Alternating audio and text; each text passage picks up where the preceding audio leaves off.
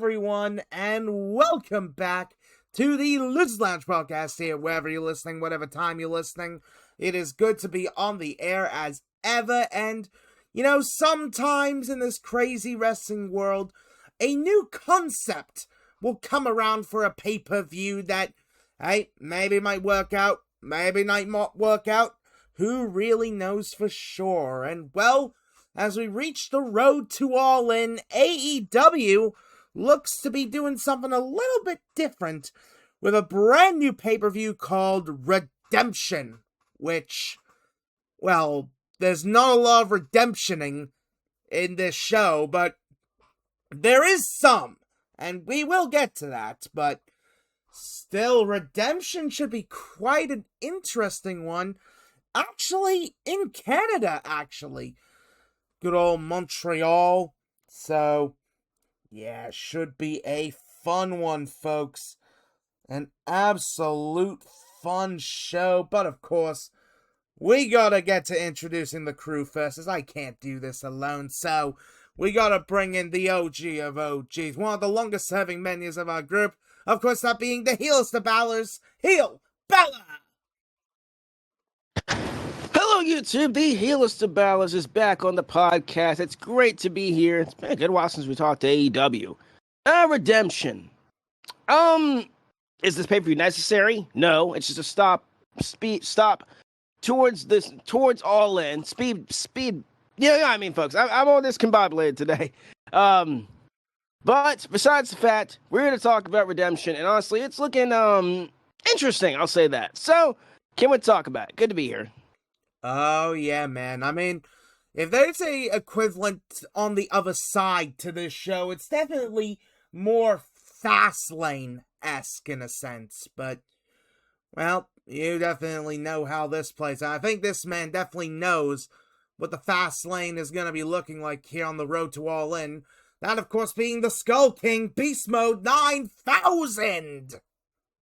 Ladies and gentlemen, boys and girls, guys, gals, and non-binary pals, it is I, the Skull King, Beast Mode 9000, back here again on the Losers Lounge podcast to talk about the wonderful world of professional wrestling and the pay-per-view that is coming up this weekend, AEW Redemption. It looks serviceable.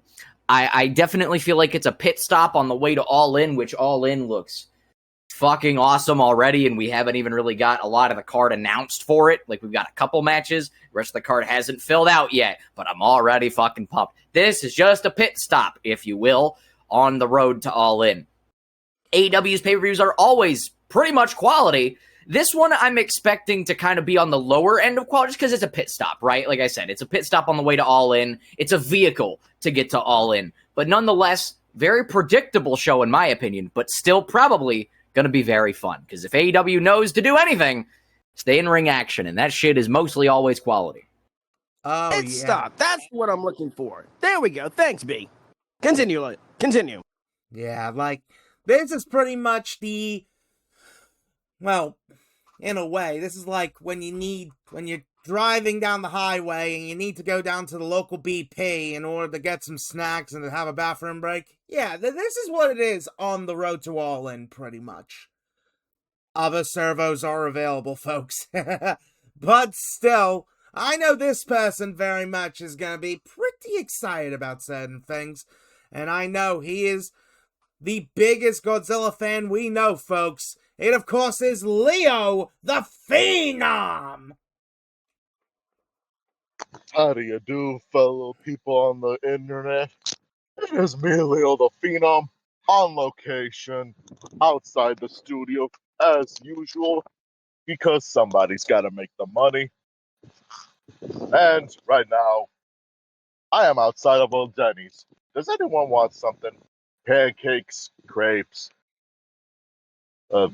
Slam and Jack meal. Huh? Do you So want what? something from Do you want something from Denny's? I want pancakes. Yeah. Pancakes. Do you want anything, Tyler? I mean, I do like me some pancakes, so I'd be down for that. Pancakes. Beast Mode 9000. Do you like anything of Denny's? I'll have some Waffle House sauce. I don't think they got that. I don't fucking know, man. I don't know. The Denny's pussy burger. We'll go with that. Huh? So the Doocy Burger. Based. The juicy, gushy burger. Oh my god. Yeah. Hamburger or hot dog style? Well, I will say, I'll Leo, make be sure I have careful. But be careful, because, well, if you see Malcolm around, be careful against him. Well, hey man, I prefer Waffle House anyway. I mean, Waffle House is based. Waffle House is very Only the strongest stomach survive that. So Yeah. anyway, we are here to talk about redemption. Basically, the fast lane, the roadblock, I guess, on the road to All In. Why is this necessary? We already know who's going to All In to defend the titles, so I guess we just had to waste some time. Yeah. Anyway, let's get to it. Well, indeed we will. But before then, there is one more person I need to introduce. And, well, this person, well, I know they're very excited for the AEW. It's Kelsey! AEW, AEW, AEW. What the fuck is up, YouTube? I am very tired, but I'm here and I'm glad to be here. Oh, good old AEW reproductive redemption, whatever the fuck it's called. This card doesn't look too bad. There's only like a couple of matches that I really care about, but like this pay-per-view just kind of feels meh. I don't know. I mean, I guess, fuck it. I guess we're going to talk about it.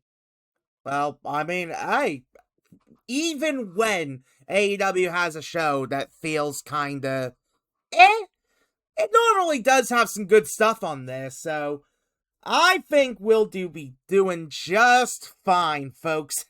So let's get to it. And I think we'll start things off, of course, with our non-title matchups. It is the team of Nick and Matt Jackson, the Young Bucks, taking on the surprising dream team of Will Ospreay and Jon Moxley. Now, Moxley lately has been the little devil on old Ospreay's shoulder. Just, well, more of a Palpatine in a sense, telling Ospreay over here to do it.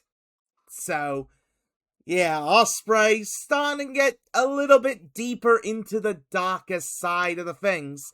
And, well, with Ospreay managing to win the Owen Hart Cup, well, of course, he does have a collision course with whoever wins the main event of this show.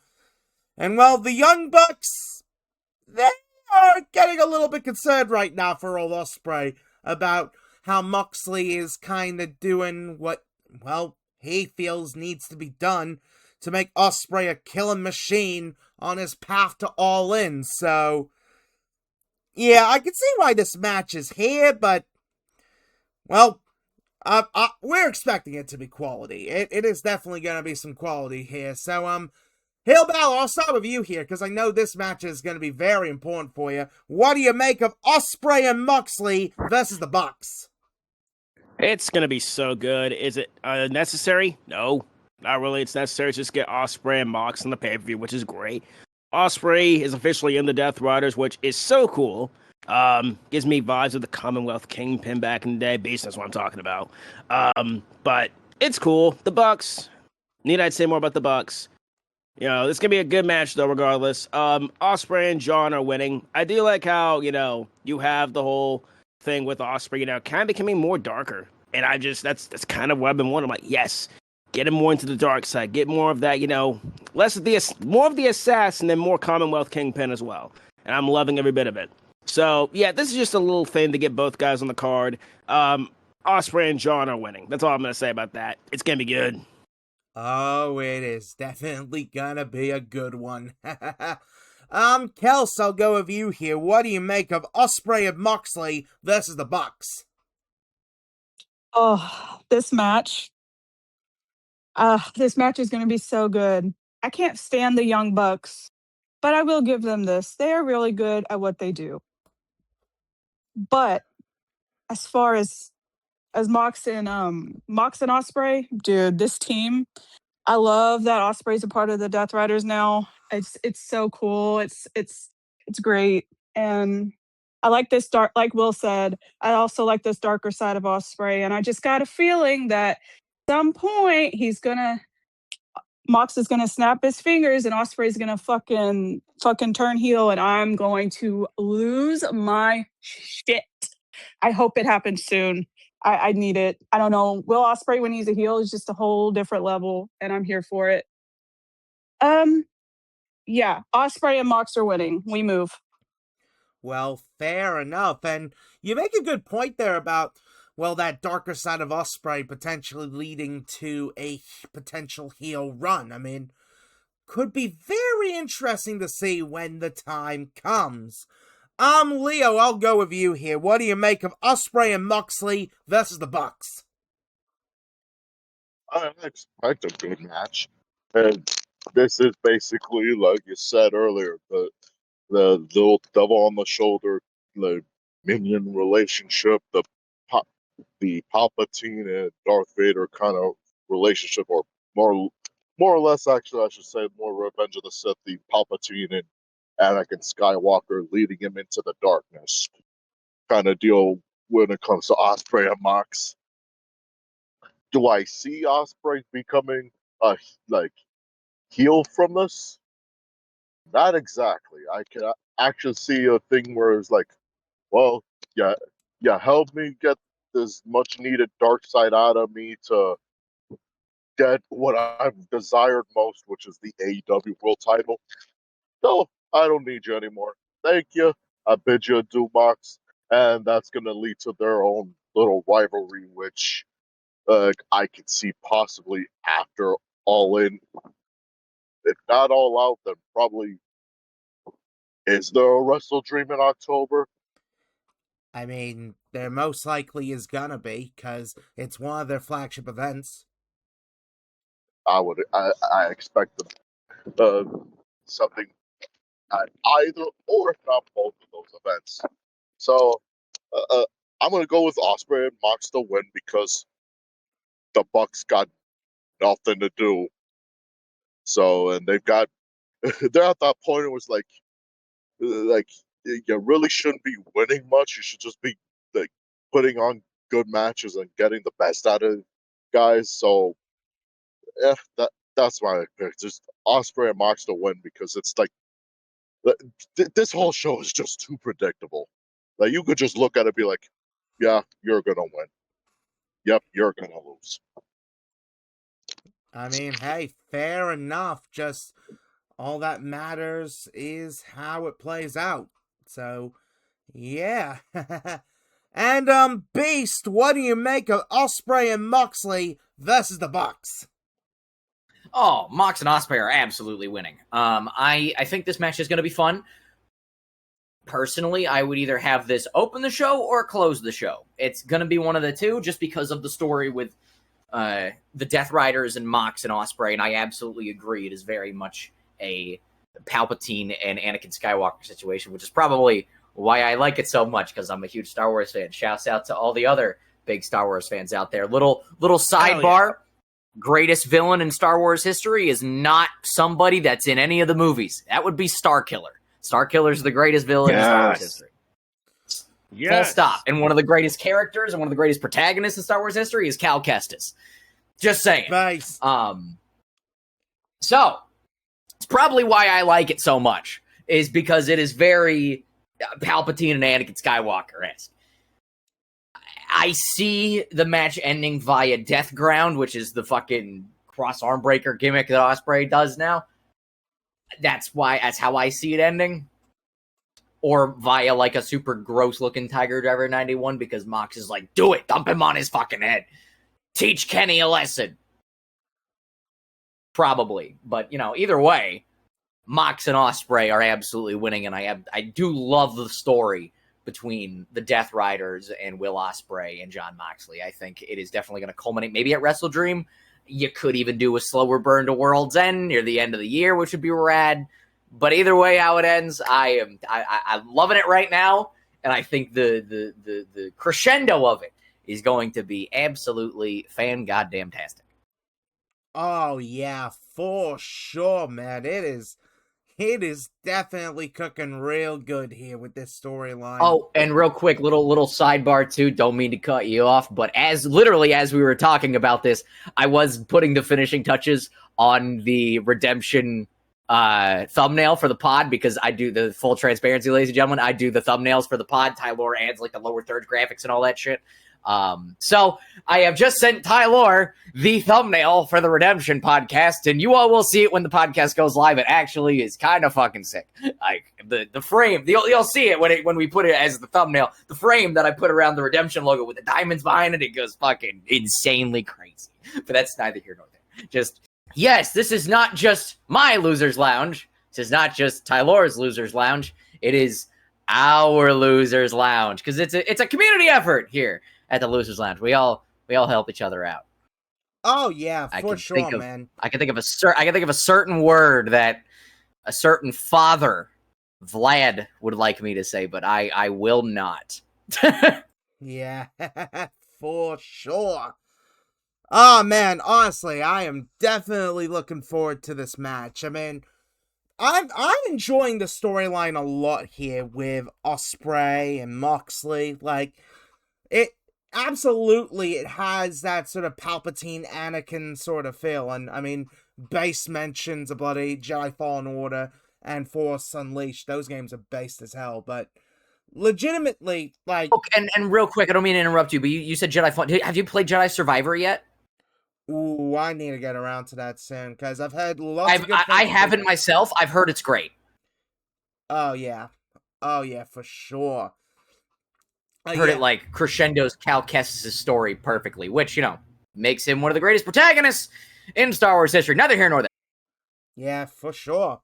Honestly, I think with the match itself, it is going to be fan-flippin-tastic. It really is. Like, with the story that they're telling there, it makes so much sense to it. And, well, the Bucks, they're here because, well, the Bucks are Omega's buddies. So, very much it's like, hey, you're being a bit more coy with them. So, we gotta take care of business here.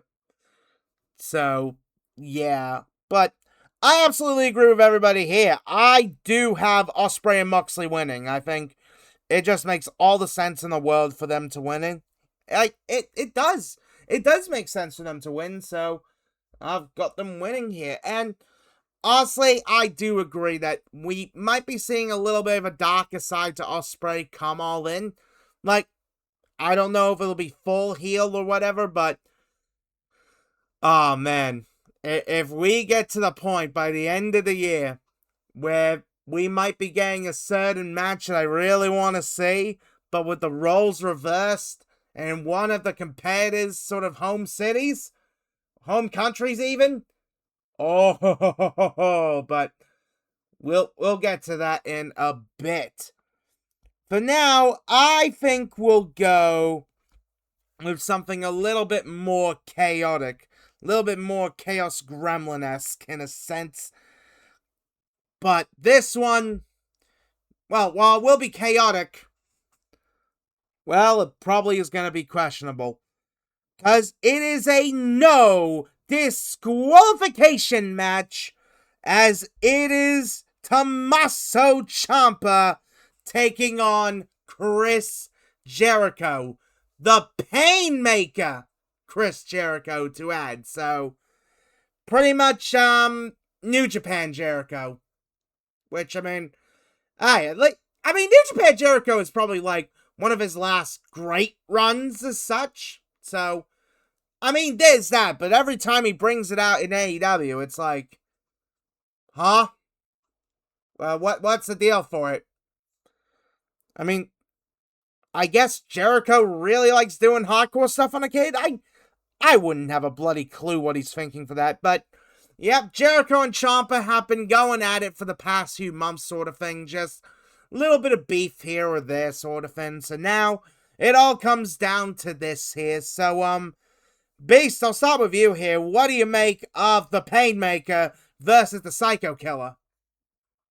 So, I mean, I used to be a big Jericho fan, right? Like, even like before I was born, I watched his debut in 99 when I was, coherent enough to watch it. And I was like, man, this dude fucking rules. I watched that like around, I don't know, 2010, 2011. I was like, man, I wish I could have been born earlier, dude. Like, that was the shit. Like, Jericho's cool now, but like, man, him back then, dude, what a time to be alive that must have been. Fuck yeah. And then when he went to New Japan after like his run in like 2016, 2017 WWE, I was like, okay. He always kind of like at first felt a little out of place in New Japan because around that time I was like huge on fuck the main roster of WWE, what they're doing. Sign me up to New Japan. Anything that Kenny and Okada and Ibushi are doing 1,000 fucking %. And Jericho came through with his New Japan run. And I was like, this feels a little off. Like after his last WWE run when he came into New Japan, I was like, this feels a little off. But then when he came out as the Painmaker, I was like, okay, this I can get behind. That is the coolest Jericho has looked in years. And I became a fan of Jericho again. Boy, oh boy, how times have changed. As much as I like the Painmaker gimmick, Jericho, fuck Chris Jericho. Justice for Kylie Ray, by the way. And fuck Chris Jericho. The Painmaker as a gimmick is cool. I would like it more if anybody else was doing it who wasn't a piece of shit like Jericho is.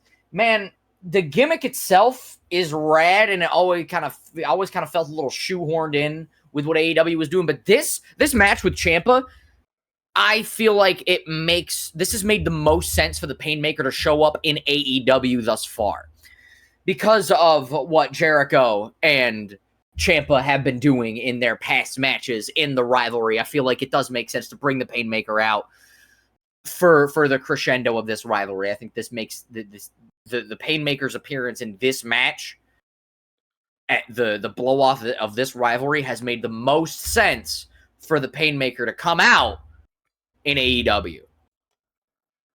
It's my opinion. So I'm looking forward to it just for the ludicrousness of the Painmaker and what Ciampa and Jericho are going to do to each other. That being said, fuck Chris Jericho and justice for Kylie Ray, and Tommaso Ciampa needs to win. Not only because I want to see Chris Jericho lose every match that he's in thus far from until, of everything that came out about him, not only with Kylie Ray, but everything else that has happened in the past. Fuck Chris Jericho. But also, Ciampa deserves the win. Because, god damn it, you have shafted Ciampa, and he's only been here for 6-ish months.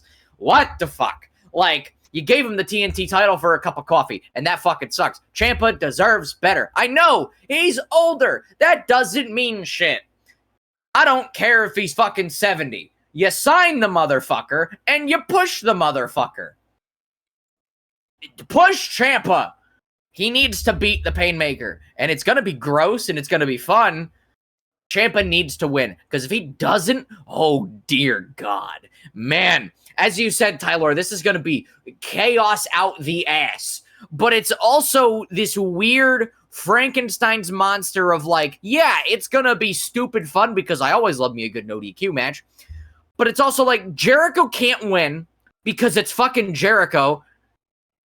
And also, Ciampa deserves to win. And not only it's going to be a fun match, but if Ciampa doesn't win, Ciampa losing is going to make the rest of the match that probably would be rad seem like bullshit if Ciampa loses. So Ciampa needs to win to really elevate this match past its Jericho wins lol.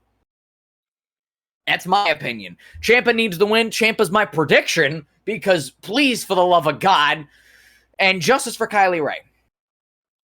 Well, hey, fair enough. I mean, that makes all the sense in the world to consider. All the sense in the world. And, I mean, good thing you mentioned about that TNT title run there for Ciampa, because, seriously, couldn't they have just waited, like, a few extra days for him to drop the belt in Australia? Oh, wait. Ciampa wasn't even going to be at the Australian show, which was a fucking shame. They should have done Ciampa versus Fletcher in Australia, but Yeah, that made no sense to me why they had Ciampa drop it to Fletcher on a random ass. Well, it was Dynamite, right? I can't Dynamite bloody remember at this point. Yeah, it was a weekly show, nonetheless. Why didn't you have Ciampa drop it in Australia to Kyle Fletcher? Like, yeah, everybody the world over loves Kyle Fletcher. The pop would have been much more astronomical if you did it in Australia. Like, what? Ciampa wasn't going to be there. Cool. Maybe book him then? Pay him? Like, what are we doing? I don't know. That's whatever. Like, he could have been in Australia if you booked him for the show or paid him. I don't know. Strange. Like, drop it to Fletcher in Australia, or I don't know, maybe wait to crown Ciampa, have him be the one to beat Kyle Fletcher, and have Ciampa go on a longer reign. I don't know. That's just me. Yeah, just some weird booking shit that AEW really likes to do. HeelBalor, I'll go with you next. What do you make of the Painmaker versus the Psycho Killer? Yawn.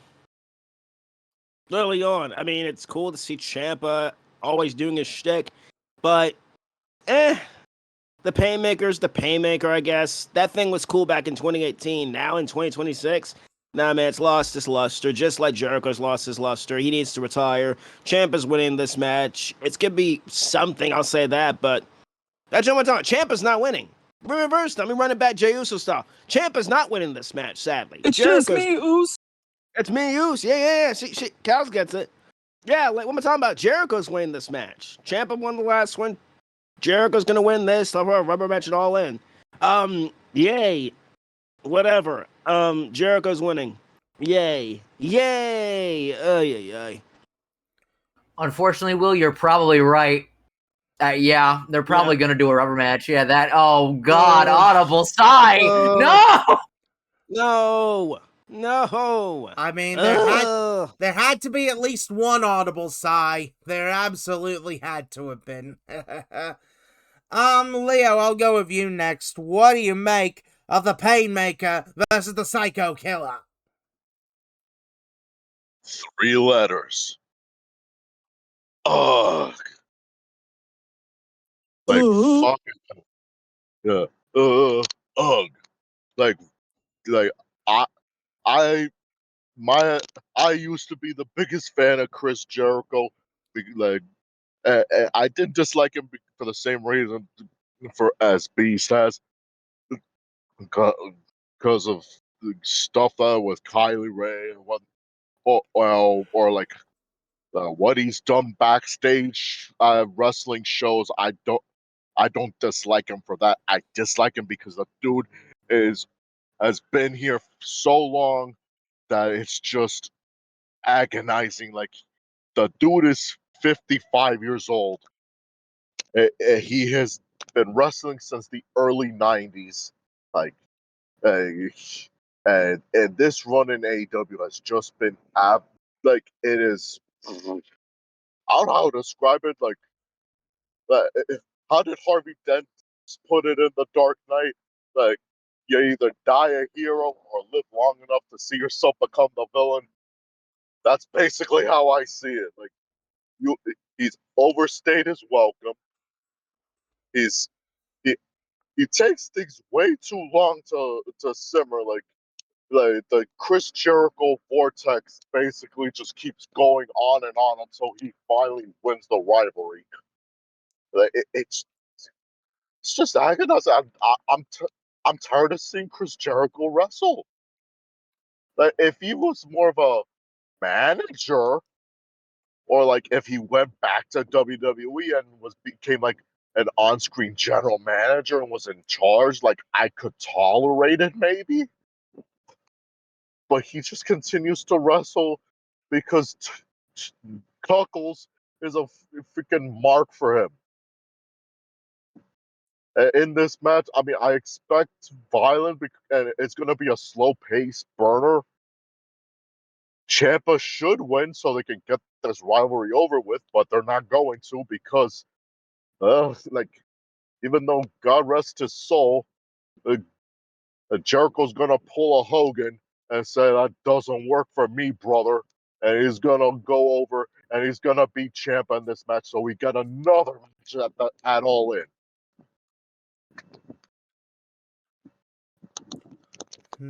I don't care about this match. It is the most skippable thing. Just like Ciampa should win, but God forbid he won't because Jericho's not gonna let it happen. Well, I mean, fair enough. Fair enough. And Real quick, if you want a idea of how long Jericho's been wrestling, because Leo brought it up, you want an idea of how long Jericho's been wrestling?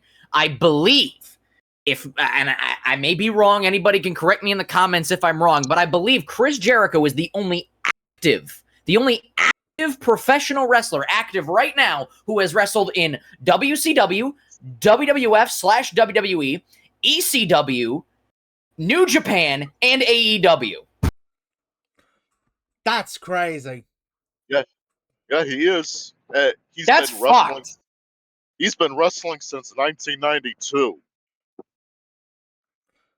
It's time to hang it up. Yeah, fucking hell. Like, I didn't realize how long of a period that was. Like, damn. Actually, damn. And, Kels, what do you make of the Painmaker versus the Psycho Killer?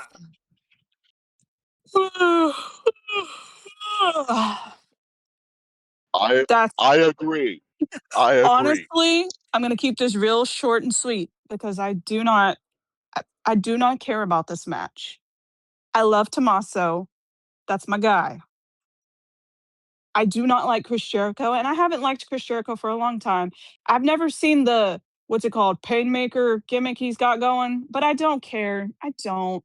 I really don't. Fuck Chris Jericho. Tommaso deserves better. Chris Jericho wins, lol. Well, fair enough. Fair enough. I'm gonna be honest here when it comes to this match. Like, it'll be an okay match. Like, it'll be fine, but it's not gonna be anything special. Like, it's not gonna be the greatest thing since sliced bread, folks.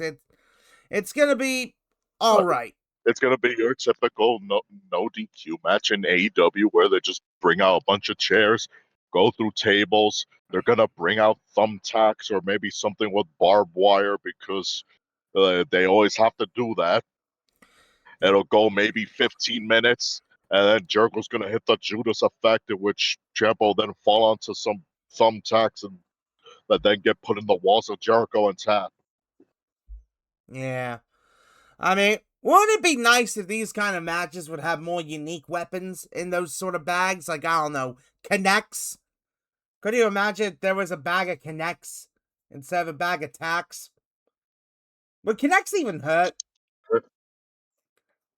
Probably. Or I don't know, bring out an Amiga CD32.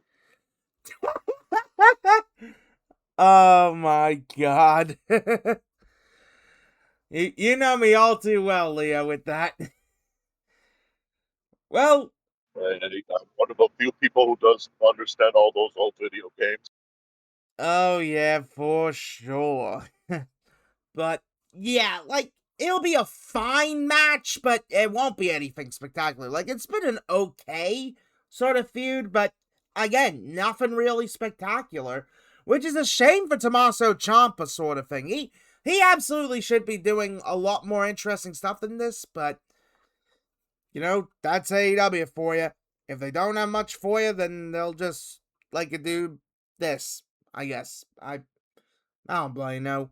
I've got Ciampa winning. I like Jericho, like, not as much as I used to, but he's fine. He's fine, but please give this to Tommaso. Tommaso is someone who does deserve better in AEW right now. And yes, I know he only just came into the company like a few months ago, but it's been a few months now. You kind of need to do more than just be here. It's simple as that. Like, it's simple booking to be like, oh, make sure this person feels special. So, yeah, make him feel special. Yeah, man. But you know what? I think this next match may not be as sort of like feeling special as we hoped for, because, let's be honest here, the feud that is associated with this match is... Huh? Because it is a double chain match as Bullet Club Gold, or the Bang Bang Gang if you really prefer it, Jay White and Juice Robinson, taking on the Dogs, or the Bullet Club War Dogs if you prefer. Boo! And, well, yeah, this exists. Like, it's a way to get Bullet Club Gold on the card, which is base as fuck. We love ourselves a bit of Bullet Club Gold. Guns up. But, yeah, this... I legit don't know what the point of this match exactly is. It's there. It has an interesting stipulation in the double chain, but yeah, it's just there. So, Kels, I'll go with you here. What do you make of the double chain match? What exactly is the point in this match? I don't even really know what a fucking double chain match is. Are they like they're chained together, right? So Like one's Basically, chained to one and one's chained to the other, right? yep, basically. yeah, it's a What? Do you remember when you watched the fucking death match Dog collar. between MJF and Hangman, and they had the Yeah. dog collar, brought the dog collar. It's Yeah. a dog collar match is that. It's they have the dog collar around their necks for the whole match. A double chain match is that, but two of them. Okay. Yeah, Yeah. so like the, basically, like in ROH a few years ago before he passed away, Mark and Jay Briscoe faced FTR in a double dog collar Yes. match. Yeah. Yeah, that's what I was about to But refer they're going to to. be chained to each other's wrists. Yeah. David Finley's going to be chained to Jay White, and Clark Connors is going to be chained to Juice Robinson, maybe. Yeah. Okay. Well, all right. I'm interested to see how this goes. I mean, this is technically like my first time seeing a match like this, so I'm kind of intrigued, but also I'm just real confused on the whole point of this feud in general. Like Jay White returns and suddenly he's beefing with David Finlay. Like I'm sure they've had something in the past go on, but I don't know. I don't fucking know. But I mean, I guess I'm intrigued. I mean, we'll see where it goes. I hope Jay White beats the piss out of that. Oh, I hope Jay White beats the fucking shit out of David Finlay. I'm going to be loving every moment of it. Who I want, who I think's gonna win? Probably Jay White and Juice Robinson. Hopefully, I hope. I don't know. We'll see. But yeah, that's all I got for that. Well, I mean, fair enough. I mean, having that sort of first experience with this kind of match type, it's definitely going to be interesting, but yeah, it's definitely one of those matchups where it's like you definitely have to question the participants, like why exactly are they doing this match? Who knows? HeelBalor, I'll go with you next on this one. What do you make of the double chain match? Yawn. Literally nothing. It gets me hyped for this match, honestly. It's just there to get people on the card. Whatever. Do what you gotta do, I guess. The dogs are probably gonna win, I guess. I don't know. I don't really care, honestly, who wins, because either way, for me personally, I lose. David Finlay sucks. I don't mind Jay White, but I personally get the big hype of him. But I guess I'm gonna go with the dogs just to be different. I really don't care, honestly. I really don't care, honestly. The dogs, I guess. I don't know. Hey, I'm gonna probably get it wrong. Yeah, I guess the dogs. I don't know. I'm gonna get it wrong, I guess. I don't care about this match. yeah. I mean, always good to take a guess like that. Always good on that. Beast, I'll go with you next. What do you make of the double chain match? This is a high spot match for me. You know, I'm gonna not pay attention during the meat and potatoes and just look up during like some crazy nuts high spots because you know it's a dog collar match. It's a double dog collar match. I'm sure they're gonna have something like that. And to answer Kelsey's question, yes. Jay White and David Finlay have had beef in the past in New Japan, in the Bullet Club. So that's where Jay White returning and attacking David Finlay came from. Ah, I see. Yeah. I see. So I was all for it. Like when Jay White came back, I was like, dude, fuck yeah, him versus David Finlay. This rivalry is gonna be dope. I'm just more so for Jay White because Jay White can carry him to a really good match and a great rivalry. And I want to see them go one-on-one. I want to see Jay White beat the fucking shit out of him. But that's really it. That's really it. Because David Finlay sucks. He does not have great matches on his own. He gets carried to great matches because of people like Jay White or because of the people that he's in a tag match with. He does not have great rivalries other than, you know, the rivalries that he's in with people that can carry him, like Jay White. Yeah, man, I'm good. Again, for the most part, I'm not going to be paying attention. Maybe I'll play one of the new games I got. I got some new pickups. I got Hades. Huge shouts out to my sister. She's a big Hades fan. She was like, yo, you got to play Hades. So I picked up Hades. I got Turok 1 and Turok 2. Seeds of Evil. These are all for the Switch, by the way. Turok is both by the Turok 1 and Turok 2, both by Limited Run. I got Metroid Prime 4. That game I really want to play soon. It cooks, man. I've been playing a little bit of it already. It's great. Yeah, gotta get the Switch. I gotta get the other Metroid Primes too. Like that needs to happen for my GameCube. Yeah, and then you gotta get Prime Trilogy on the Wii. I've heard that's great too as well. I got Binding of Isaac Afterbirth Plus, the Ninja Gaiden Master Collection, Cry Machina. Let me see. Hang on. Speaking of GameCube, I didn't touch my GameCube stuff that I got. Let me see. I got Super Smash Bros. Melee down here. I picked up that. That's a classic.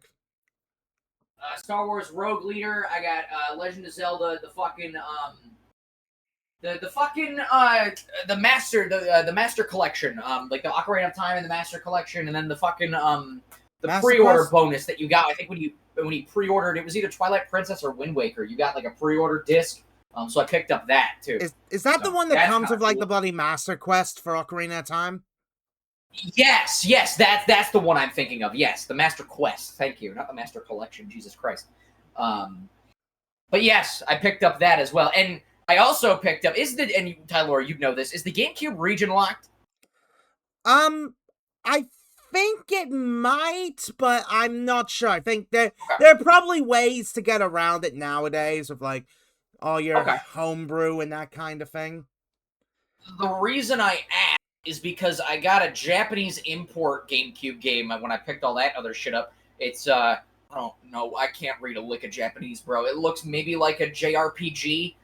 Generation of Chaos Exceed. It looked cool as fuck, and I just wanted it for a shelf piece. But if I get it to work, maybe I'll try and get past the region locking during this match because, you know, fuck this match. Fuck David Finlay. He again, reiteration, I'll said it before on the podcast, I will say it again. David Finlay is about as charismatic as you take a piece of white Wonder Bread, you toast the fucking thing, and then you douse it in water. He has a couple brownie points because he's a toasted piece of white bread. He's got a couple brownie points, i.e. his New Japan theme song and the way he dresses. That's it. Everything else is like wet bread. It sucks, and I'm not a duck. I don't like wet bread. Yeah. David Finlay sucks. Clark Connors is cool. David Finlay, hell nah. And this match is just a high spot match. I'm gonna be watching the high spots. That's about it. Yeah, Facts. Definitely more soggy toast for you.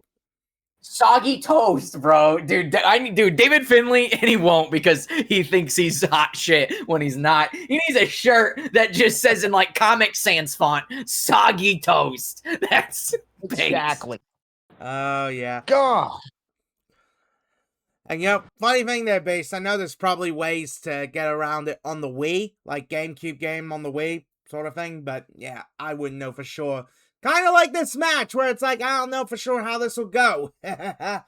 And, Leo, what do you make here of the double chain match?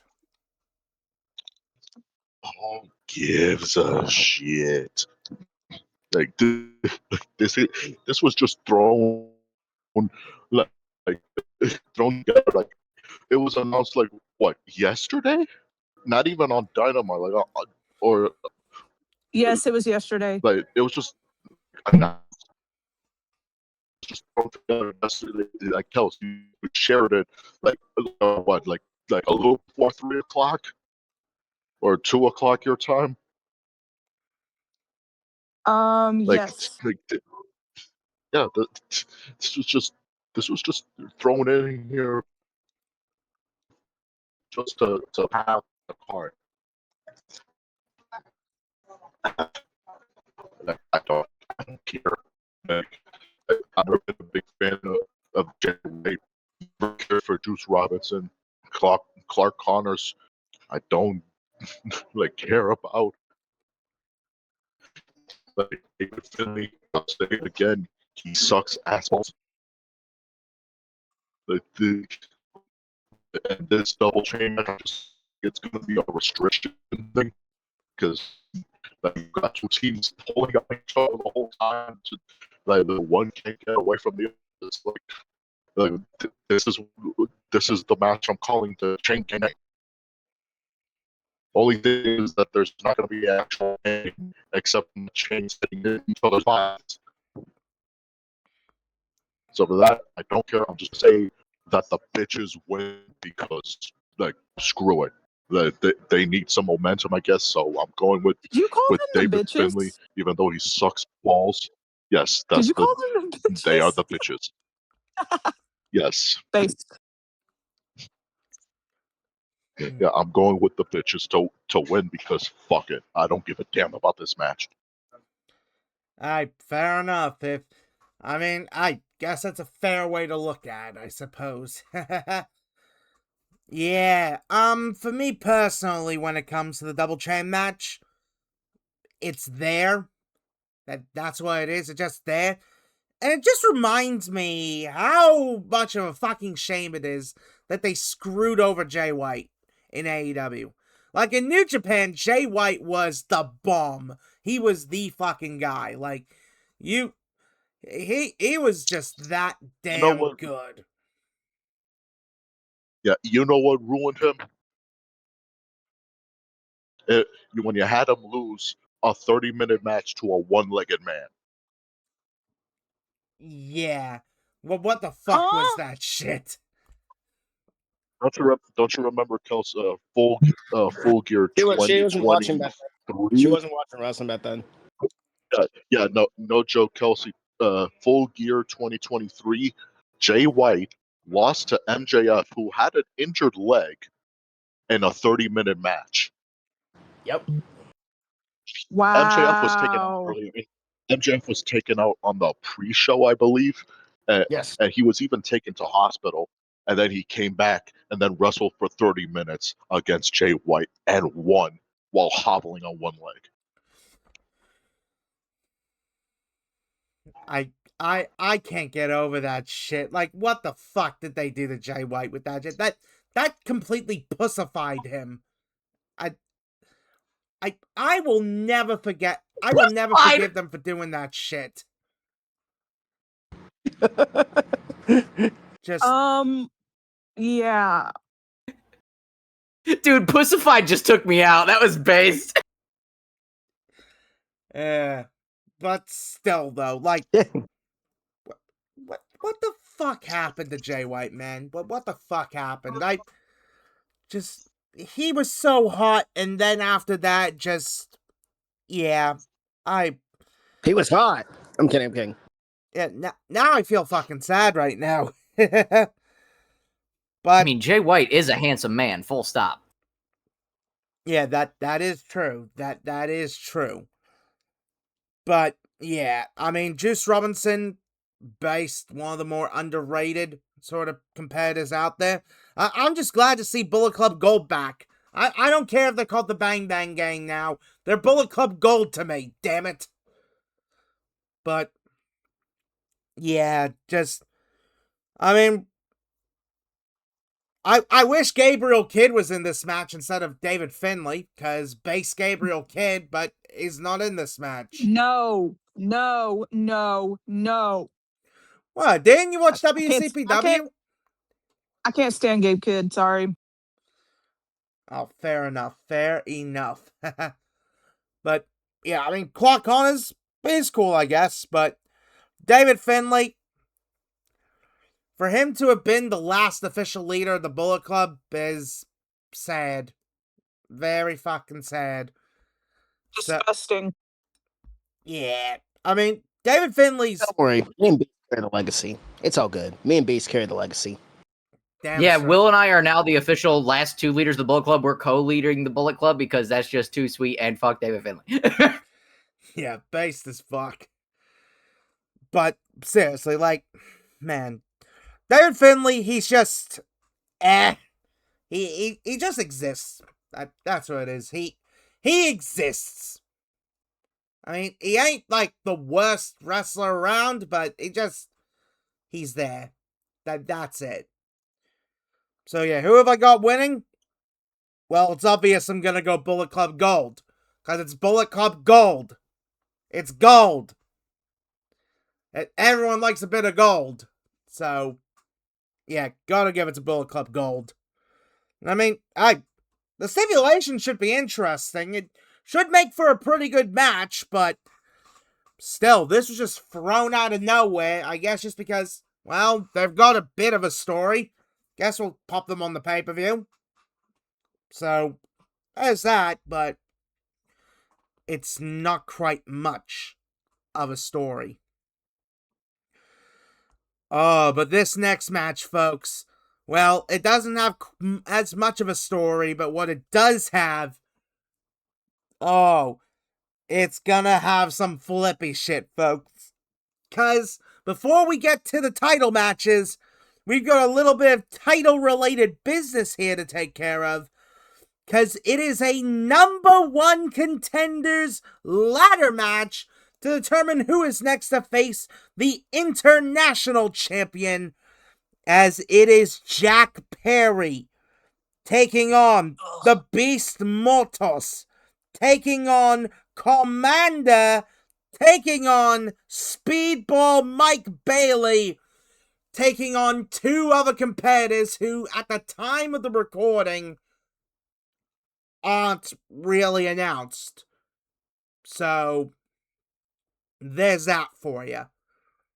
But still, I mean, everybody likes a ladder match, and everybody likes it when it's a number one contenders ladder match, so this should be a fun one. And hey, for a way to determine who goes on to face the champion and potentially All In, yeah, that's what you like to see, folks. That is exactly what you like to see. So this should be a fun one, I suppose. So I guess, Leo, what do you make of the number one contenders ladder match? I mean, it's gonna be a ladder match. Like, who doesn't love ladder matches, like you said? Who's winning? I mean, really, it could be anybody. But I just feel bad for them because, unfortunately, they just aren't going to be the ones to dethrone our international champion, Kyle Fletcher. Good. It's just not going to happen. So it just feels like it's going to be a kind of a waste of time unless, like, whoever wins it, like, they can at least be elevated. Like, Jack Perry is Jack Perry. Speedball Mike Bailey, like, he's cool and all, but he's kind of at that point of like just being there. A win could elevate him, but like I don't trust TK's booking. Honestly, to me, the winner is going to be whoever one of the other two like unannounced individuals are going to be. Right? Who it's going to be, I don't know. I'm just going to say it's either mystery person number 1 or mystery person number 2. Based. I mean, hey, sometimes that's the best call. Yeah, but unfortunately for them, they're just not gonna win their match, and Kyle Fletcher's retaining that belt. He's gonna hold it for the rest of the year. So kind of kind of Interesting thinking there, Leo. Very interesting thinking. Beast, I think I'll go with you next here. What do you make of the number 1 contenders ladder match? Did you say I'm in this match?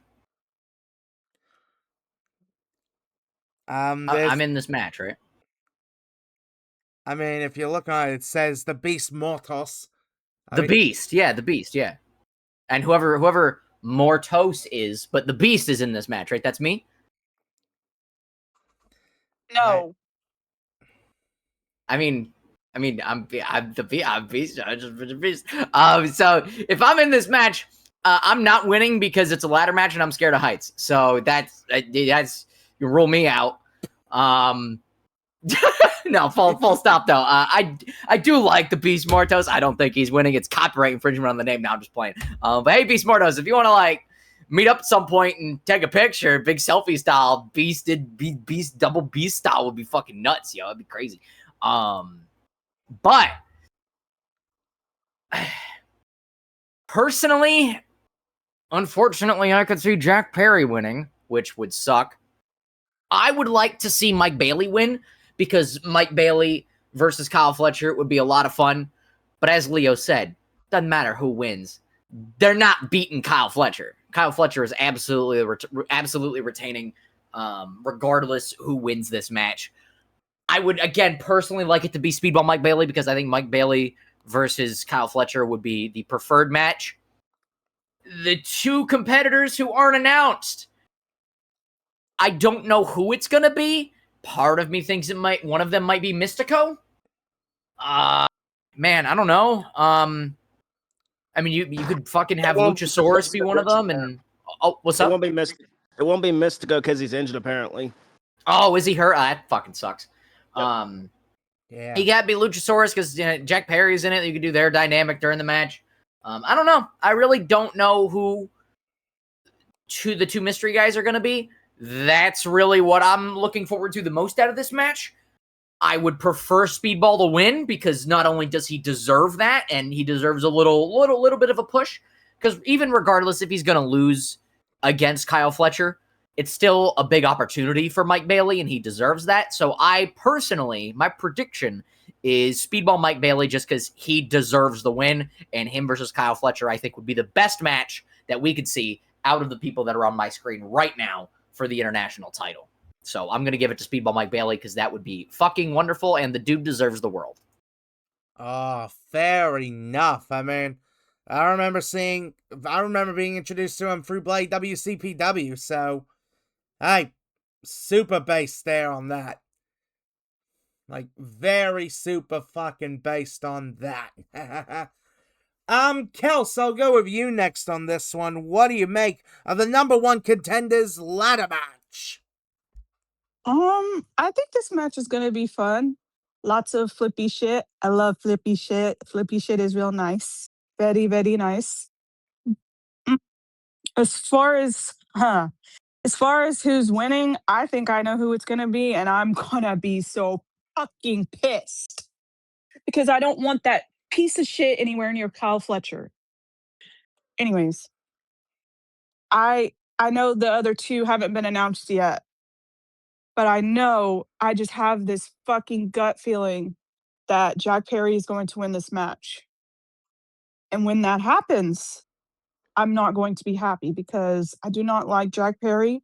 I don't understand the hype. I don't get it. Like he's he's good in the ring. I'll give him that, but I just don't get the hype. I never have, and I never will. I think he's winning. I would love for it to be like Speedball. I love Speedball. Speedball deserves the fucking world and more. It's not going to be Speedball, unfortunately. I think it's going to be Jack Perry, but that's just me. That's just me. Well, fair enough. I mean, at least you made the consideration on that. At least you did. And HeelBalor, what do you make of the number one contenders ladder match? I think it's gonna be a good one. As these guys said it best, I do like myself some flippy shit, and of course I love ladder matches. I'm very intrigued, I guess, who the mystery people might be. I don't have any big names thrown out, but whoever it is, I hope they're good. I'm gonna go with Speedball Mike Bailey to win. Jack Perry, nah. Commander, nah. Everybody else, nah. I'm gonna go with I think Speedball should win, and plus him and Kyle Fletcher had a banger for the TNT Championship, I believe, last year. So let's run it back again. This time for the International Championship. Run it back, baby. Right back. I say you do Speedball and Kyle Fletcher. Do it again. So I'm going Please. Speedball. And make my sis happy as well. So yes. Please do it. Oh, I love your thinking there. I really love your thinking with that. Like, that is some smart thinking there for sure. Honestly, I think this match is going to be great. I mean, already the lineup for this match is pretty stacked, I will say. I mean, you got the Beast Mortos. He's fucking based. Very, very fucking based there. Thank you, Tylor. I appreciate that. We've got Commander, who I may not be as familiar with him as other people might be, but he looks cool. He looks fucking cool. He's great. After that match I saw with him and who was it? Somebody help. Kyle Fletcher. Him and Kyle Fletcher, Yep. what was it, like last week or a couple of weeks ago? Dude, he is insane. I'm excited to see what he does in this match. He's awesome. Oh, that's gonna be fantastic. I mean, I love me a bit of Speedball Mike Bailey. I mean, I was introduced to him thanks to the independent scene boon at the late 2010s. And of course, I believe he was indeed in WCPW/Defiance. So that makes it even more based. Seriously, that company really just had so many good talent on there. What a time to be alive that was. Oh, man. I miss it. Oh, I miss it too, man. I miss it too. And then we've got, Jungle something, Scapegoat, whatever. Jungle Boy Jack Perry, man. I mean, look, Jack is okay. He is alright, but man, he really has cooled off since his whole Scapegoat shtick. He really has. I mean, I want to see some more fucking Go Cry Me a Rivers more than anything, but yeah, he's doing nothing at this point. He's doing really nothing. And look, don't get me wrong, Jack is a decent enough wrestler, but man, what the hell's going on with him? What even is his deal now? I don't get it. I really don't fucking get it. But yeah, out of those competitors, who would I have win? Well, it would obviously be Speedball Mike Bailey. Super bass fucking Speedball Mike Bailey. But, while there are two competitors that are currently TBD, I think from what I heard that they might be determined on Collision, but I'm not sure on that, because, let's be honest here, it's gonna be on. It is gonna be on Collision. I saw. It's gonna be on Collision tonight. The last two are gonna be announced tonight. Yeah. So pretty much when it comes to the Collision side of things, it's just like, yeah. I mean, then again, who really watches Collision? Who really watches that? But yeah, honestly, I don't think it's even gonna be those two. Because you know what? I'm gonna be bold here. I think there's gonna somehow be a way to get an extra 7th guy in that match. And, well, I got a good feeling who it might be, because, there is someone who probably would like to get his hands back on the international title. Someone who has history with old Kyle Fletcher. Ooh, Takeshita? No, not Takeshita, but that would be based. No, I'm thinking of someone else. Someone who comes out with a drop of a coin. Oh my. Oh, no. Oh my. Honestly, I've been Dude. waiting. I've been fucking waiting for them to do this match for a while, but if they can find a way to make this work, I would have Okada win this match. So that all in, That would be based. we could get Okada versus Fletcher. Pump I'm that fucking shit here for into it. my I love veins. based Okada. Based Okada. Yeah, like, I really want to see that fucking match happen. And plus, I mean, it makes some level of sense considering the story that the Don Callis family is currently going through, where, like, the family members are starting to go after each other in a sense. So it's like, it would make some sense to that. And plus, that might potentially lead us to babyface Kyle Fletcher. And I mean, if we're going to have Kyle Fletcher become the world champion, which I predicted on Twitter, folks, if you follow me on Twitter, I predicted that Kyle Fletcher would become the AEW world champion by the end of the year. This is the way we begin that road to it.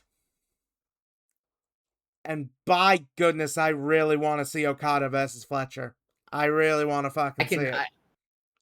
I concur with that, absolutely. And if one of the mystery guys is Kazuchika Okada, I rescind my prediction, because yes, if the pod isn't out by the time that the two mystery guys are announced, and it turns out that one of them is Okada, I rescind my prediction, and my new prediction is Okada, because yes, I agree that, dude, 100%. Starting that road to Kyle Fletcher's redemption, as it would be, and becoming the AEW World Champion.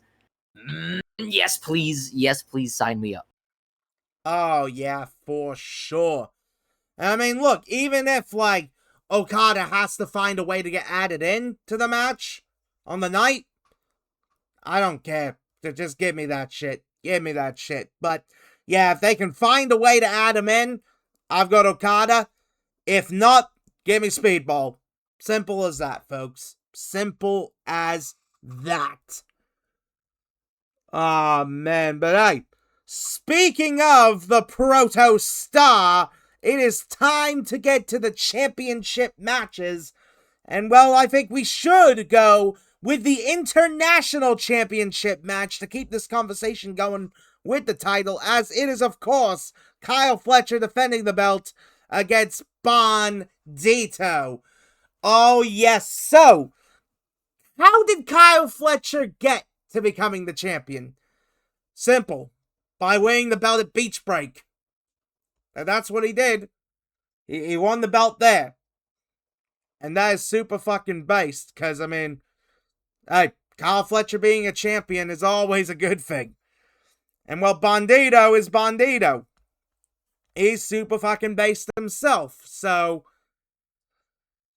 very much, this is a match that is going to fucking cook. Like, for sure. So, HeelBalor, I guess I'll start with you here on this one. What do you make of the International Championship match?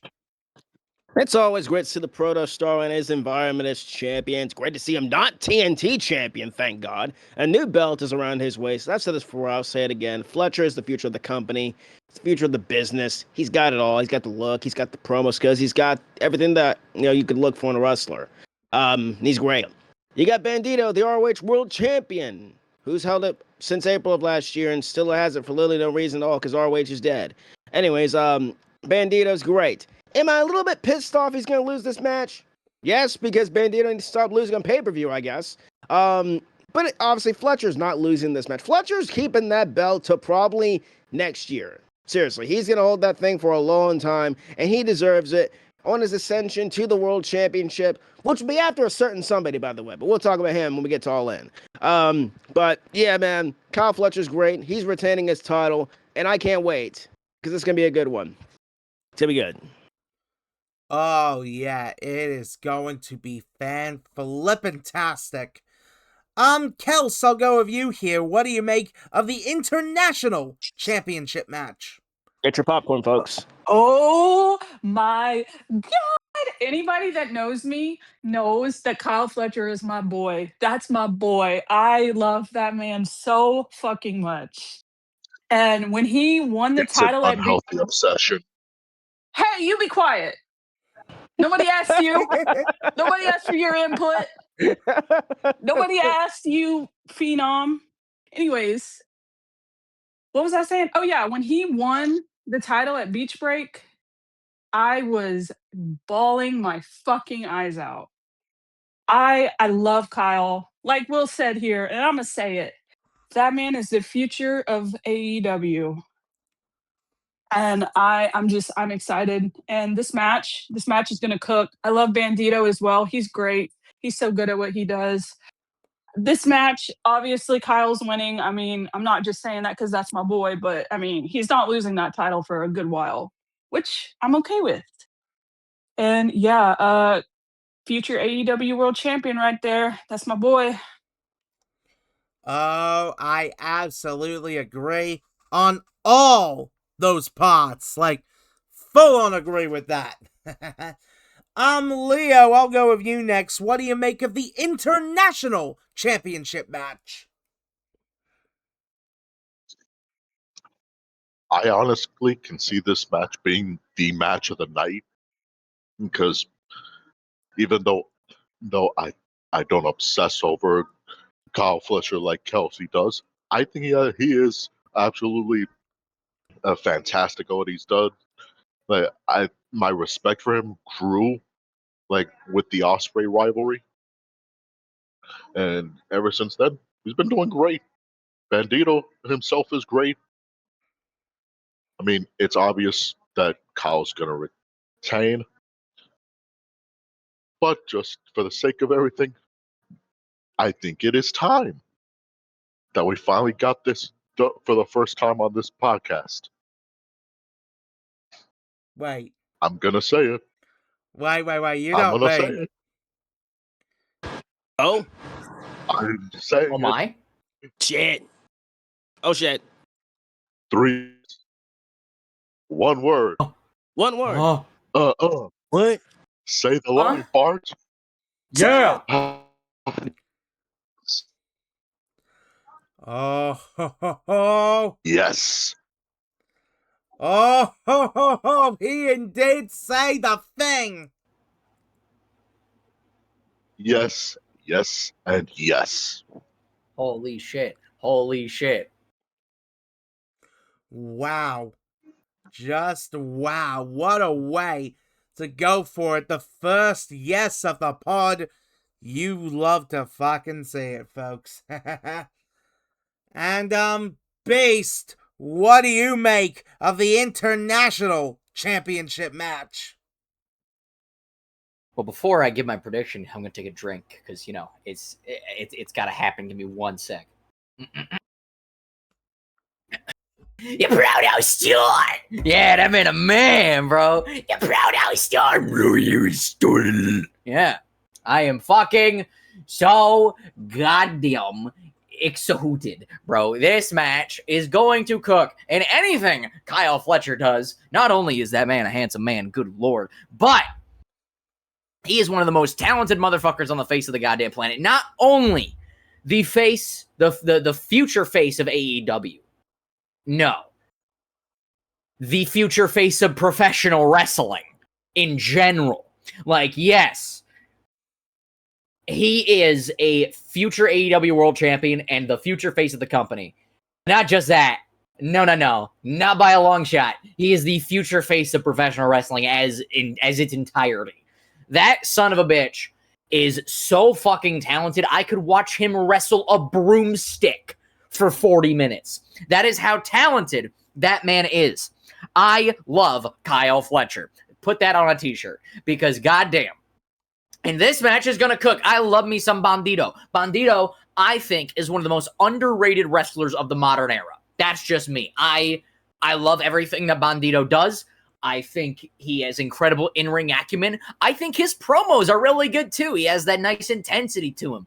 His aura, as the kids say, is off the charts. And same with Kyle Fletcher. And this match is going to cook. I am so ready. And I would say yes, but we all know where this match is going. Kyle Fletcher is absolutely retaining. I would say yes, but Kyle Fletcher is holding the international title for at least a little while longer. He's not losing to Bandito. I do agree with Will. Bandito needs to stop losing on pay-per-view because what the fuck? Push the motherfucker. He deserves more than being ROH World Champion. He's also a future AEW World Champion in my eyes. That dude deserves the fucking world. God, he's so fucking good, dude. I could also watch Bandito wrestle a broomstick for 40 minutes. That dude is fucking incredible. Both of these guys are future AEW World Champions, but Kyle Fletcher is winning 100%. The Brodo Star is retaining 100 goddamn percent. Oh, I love your thinking there, Beast. I love your thinking. My goodness, this match is gonna fucking cook. It really is. Cause, like, we know how great Bandito is. He's fucking awesome. And absolutely, he shouldn't be losing on pay-per-view, but, you know, this is AEW we're talking about. They do some weird shit. I mean, I don't even know what the hell he's doing with the bloody Ring of Honor title right now. What even is Ring of Honor at this point? It just still technically exists. Dead. Yeah, like... And it's a shame. Like, it technically still exists, but only by name. Only by name and only by its random time slot on bloody Honor Club. I mean, who even pays for Honor Club? I hate to keep making connections to video games, but it is very... what's the word I want? Reminiscent. There's the word. Very reminiscent of when EA made the new Most Wanted game for PS3, and everyone was like, "Oh, Need for Speed Most Wanted." No, it's not. It is not at all. It's Most Wanted only in name and nothing else. It's like when I think it was Activision. I think Activision still owns Call of Duty when they fucking pumped out the new Modern Warfares. Oh my God, Modern Warfare. It's not Modern Warfare. It is Modern Warfare only in name. Ring of Honor is Ring of Honor only in name, and it's a damn shame. It is a far cry from what Ring of Honor used to be because, full stop, yeah, I did used to pay for Honor Club. I loved Ring of Honor. I watched so much old Ring of Honor stuff up until like 2016, 2017, even a little bit of 2018. Like, Ring of Honor was the shit, the premier super indie. And oh no, our table, it's broken. Like, man, I hate to see what Ring of Honor has become, because that Ring of Honor was probably like I don't want to say my childhood. I mean, my childhood was like WWE around like 07, 08, but like it was my indie childhood, right? Like it was my indoctrination into the indie scene. That WCPW, when New Japan brought in some like, you know, younger stars and some indie stars too. Like New Japan had that kind of like super indie aspect in around like 2017, 2018 too. Like that really grandfathered me in a way into the indie scene. And I hate to see what Ring of Honor has become. Same with NXT Black and Gold. NXT Black and Gold did the same fucking thing. I hate to see what Ring of Honor has become because it was the premier indie promotion and was for a long time. And goddamn, it just it hurts. It hurts to see what it has become. It is really, again, Ring of Honor only in name, and it feels like it is almost like AEW's FCW in a way. And FCW was kind of dog shit, but it, you know, it feels in a way like as shitty, if not a little more shitty than FCW. Yeah. Not a fan. Not a fan, and I hate to see what it's become. Yeah, nowadays they should really consider folding Honor Club into my AEW and just including all the fucking shows and perks into that. Dude, yeah, that would be rad. Like, I think that is a fantastic idea, and I don't know why they haven't done it yet. No, you know what would be better? Just make ROH on YouTube for free. Like, hey, it's gonna be like on Friday nights at 10 o'clock. There you go. Based. You want to watch Ring of Honor? Go on YouTube. Based. Yeah. Yeah, like why don't these companies consider doing more stuff for free on YouTube? Like, do it, people. It's free exposure. Like, come on. But yeah, because money. Doesn't YouTube have ad revenue that they could get? Yes, but they want more money. The joys of capitalism. But look, I mean, Bandito is super based, and while he still somehow is the champion, yeah, I think he definitely does deserve better for sure. Now, of course, Kyle Fletcher, on the other hand, oh, fuck, yeah, home country boy. Like, I fucking love me some Kyle Fletcher. He is one of the best fucking in-ring competitors out there, and absolutely agree that he is the future face of AEW and the future face of this industry. And honestly, I stand with my prediction that he is winning the world title right at the end of the year, because god fucking damn, he deserves to be the world champion. And god fucking damn, I don't care if it's Marvel Stadium or fucking Afterpay Arena. Please book World's End in Australia. Please. We fucking deserve it. Like, Grand Slam was cool and all, but please do World's End. Wait a minute. You said Tyler, you're Australian? How do we keep having this conversation every episode? I thought Lyle fucked her, the porno star. Porno star was Sydney Sweeney Scotland style or whatever, right? That's what we... And you're Scottish or something? That's what we thought you were... What do you mean Australia? I thought you were Austrian. I thought your grandfather was... Gunter style, you know? Yeah, I thought your grandfather, Tyler, was Schwarzenegger. That's based. Arnold style, bro. Arnold, the porno style. Porno star! Lyle fucked your Sydney Sweeney Scotland style in the Skippy Toilet Ohio Res 6-7 or whatever. Oh, Lord. But seriously, though, this match is gonna be fucking awesome. I cannot wait. And you know, honestly, in my notes, I have it saying that Fletcher would win the match, but, you know, while I could say, well, the thing, you know what, I've actually got a little bit of a different idea for this match, because, you know what, this is something that AEW does really fucking well. And you know how, like, we were saying, like, oh, Kyle Fletcher absolutely is gonna win this, and like, oh, Bandito shouldn't be losing on pay-per-view. Why don't we do both? Why don't we do a time limit draw? I mean, AEW does do time limit draws really fucking well. They do them really well. So you know what?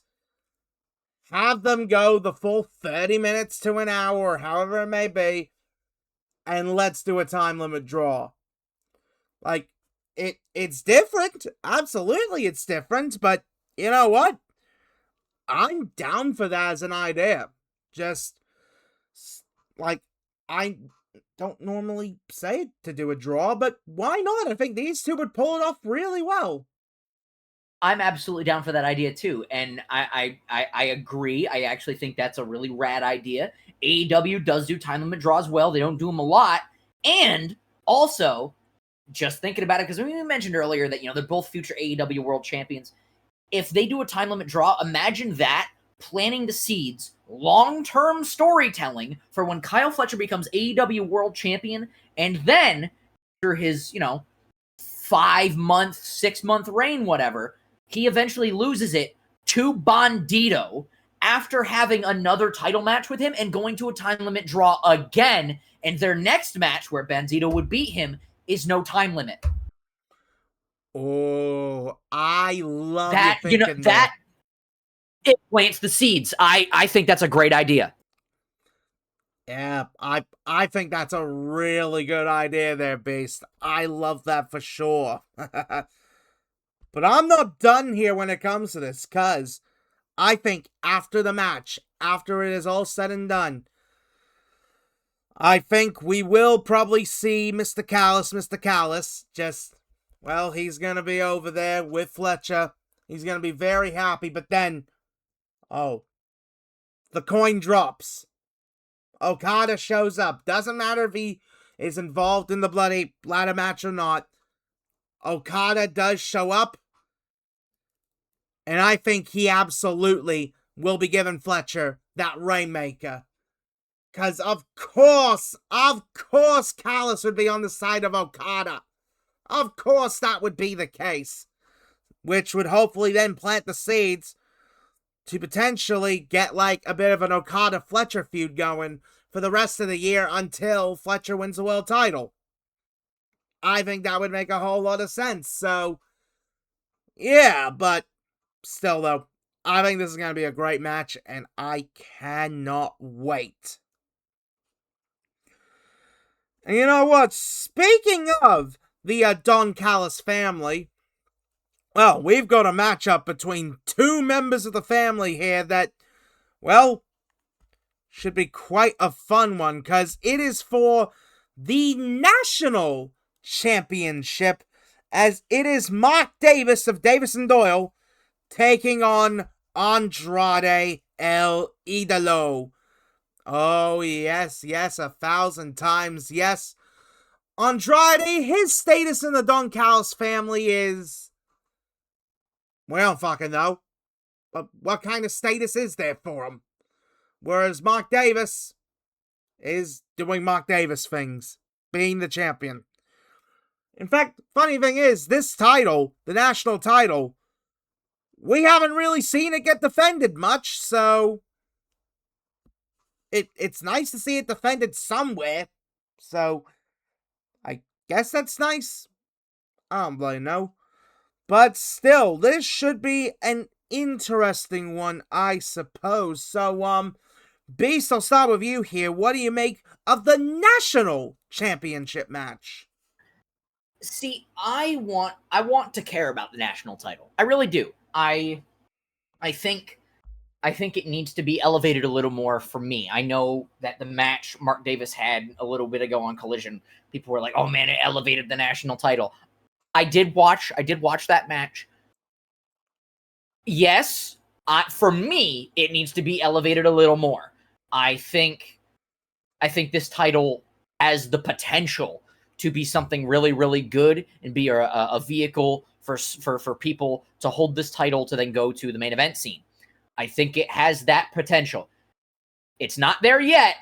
I think elevating it more with it could be a workhorse title, right? Having it be a big workhorse title like the international title is something that this title deserves. It's not there yet. I think it's going to take some time. Matches like this, though, can help it. It absolutely can help it. Because Mark Davis is really good. Andrade is even fucking better. I got Mark Davis retaining, but I would like to see matches like this be more of a staple of the national title on not on free TV, on fucking pay-per-view, so they get more eyes.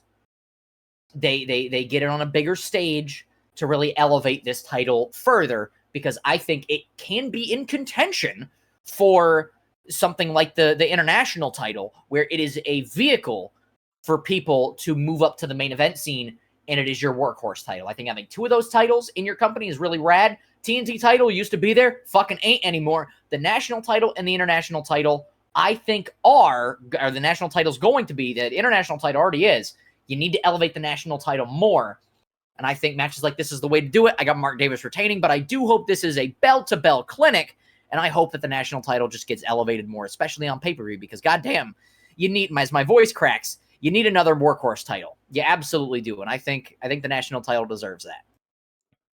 Well, fair enough. I mean, that is some smart thinking there for sure. Leo, I'll go with you here. What do you make of the national championship match? I really don't care. The national title, out of all the titles in AEW, is the most pointless one because literally you already got three other mid card titles in AEW. You have the international title, the TNT title, and the Continental title. So this one feels like it's way below all those. So it's like like the closest thing to a consolation prize, I guess, for like last place winner. Is That's what it feels like. It's like, oh, you did your best. You're just on the lower card, guy. Like that's what the national title feels like. Like when Ricochet won it, uh, it just feels like, well, we need to have Ricochet win something, and then when he loses, like, okay, well, what now? And that's how I feel about the national title. It's like it is pointless. Like, has got no purpose of existing, in my opinion. They've Who's winning? I really don't give a damn. But if I was to give a guess, I would say just put it on Andrade because he's got a little bit more star power, I guess. And also, can we make it clear that he in the Don Callis family or not? I really prefer him not to be because Don Callis's family's just been going on for 6 fucking years. And if Don Callis is shit, he is not a great manager. The only people he's really elevated have been like Kyle Fletcher in a way. That's it. But even then, he's only just kind of been like the background hype man. Like, like, like I don't care about this match. Put the title on Andrade if you want. I don't give a damn. Let's move on. Yeah. I mean, when your manager is just okay, it's like, what is the deal here? I mean, at this point, it's like, even on bloody commentary, it's like the other commentators are more interesting than Callis. Like, bloody Mauro Ranallo does better commentary than Don Callis, but then again, we already knew that. They're doing commentary together in Maple Leaf Wrestling. Yeah, that's what I was bringing up with Mauro there, so, yeah. HeelBalor, I'll go with you here. What do you make of the national championship match? I mean, Andrade should be doing something else. That's just me. Jake Doyle or Jake something, whatever you would call him. I mean, cool, I guess. He was better off in TNA, in my opinion, I guess. Yeah, The it's national actually championship. his tag team partner in this match, Mark Davis. Oh, my bad, ladies and gentlemen. Mark Davis is in there. Okay, my bad. Well, still, either way, both are better off doing something else than being in the Don Callis family because the Don Callis family sucks. Anyways, yeah, pretty much everything Beast says when I'm echo here. Yeah, the national championship, should be elevated. It really should, and they need to get rid of. They need to get rid of like 90% of their belts. That's I'm saying a lot because they have a lot of championships. But it should be good. Andrade's probably gonna win, but he should be away from this stuff and away from the Don Callis family because anyone associated with Don Callis outside of Kyle Fletcher, I guess. And we'll talk about the other guy when we get to the main event. You're not in good hands. That's just me. Screw Don Callis. Screw the Don Callis family, and Andrade's probably winning. So there you go. That's all I gotta say about this. Yeah, AEW has so many bloody belts, and I mean, I bet you they might consider maybe replacing one of those titles, but sadly, it's once a certain merger takes place, we might be looking at seeing a Skydance championship instead of the TNT title. Please no. I don't even want to know what that title even looks like. And, Kels, what do you make of the national championship match? I do not give one single fuck about this match. I don't know that this just feels kind of just to me. Like, oh, and can I just say this? And I'm gonna say this loud and clear. Can we please kill the Don Callis family? I'm so sick and tired of the Don Callis family. It's overdone at this point. It's stupid. It's pointless. I don't like it needs to end. I don't really care about this match at all. I would love for Andrade to win, but I don't see him winning. But it would be cool if he did. Yeah, I just this is probably gonna be a match I'm not even gonna be paying attention to, honestly. But yep, that's all. I mean, that is definitely correct. It's there. It is definitely a match. Or, in the words of Jeremy Clarkson, this match is, well, actually, I don't think it was Jeremy Clarkson who would do this. Yeah, it was definitely an match. God damn it, I'm getting my Top Gear. Yeah, it was Jeremy Clarkson that did that. Fuck, I'm getting my bloody Top Gear presenters confused here for a second. But seriously, though, I mean, this match is there. It is there. I mean, the national title's pretty much been there. Like, it's cool that it exists, but again, AEW just got way too many bloody belts, and it's like, if a belt is just there, and there's no real point to it. Simple as that. Yeah, I don't know what the fucking status is with Andrade in the bloody Don Callis family. Even though the Don Callis family, like, I don't mind the Don Callis family as much as, like, the other guys do, but it's like, they're just there. Like, Don Callis isn't really elevating guys himself at this point. It's just that the guys themselves are elevating themselves. So what's the point of having Don Callis in the Don Callis family? Like, if you Get remove Don Callis out of professional wrestling now. Yeah, like, if you remove Don Callis from the Don Callis family, then the Don Callis family would be improved. But still, though, it's there. I mean, I love Andrade. He is fucking awesome. One of the more underrated competitors out there. Even though he does have a tendency to flip-flop between companies. He just keeps going back and forth and back and forth. Like, there was this one meme I saw a long time ago with just Andrade just going back and forth between company doors. So, there's that.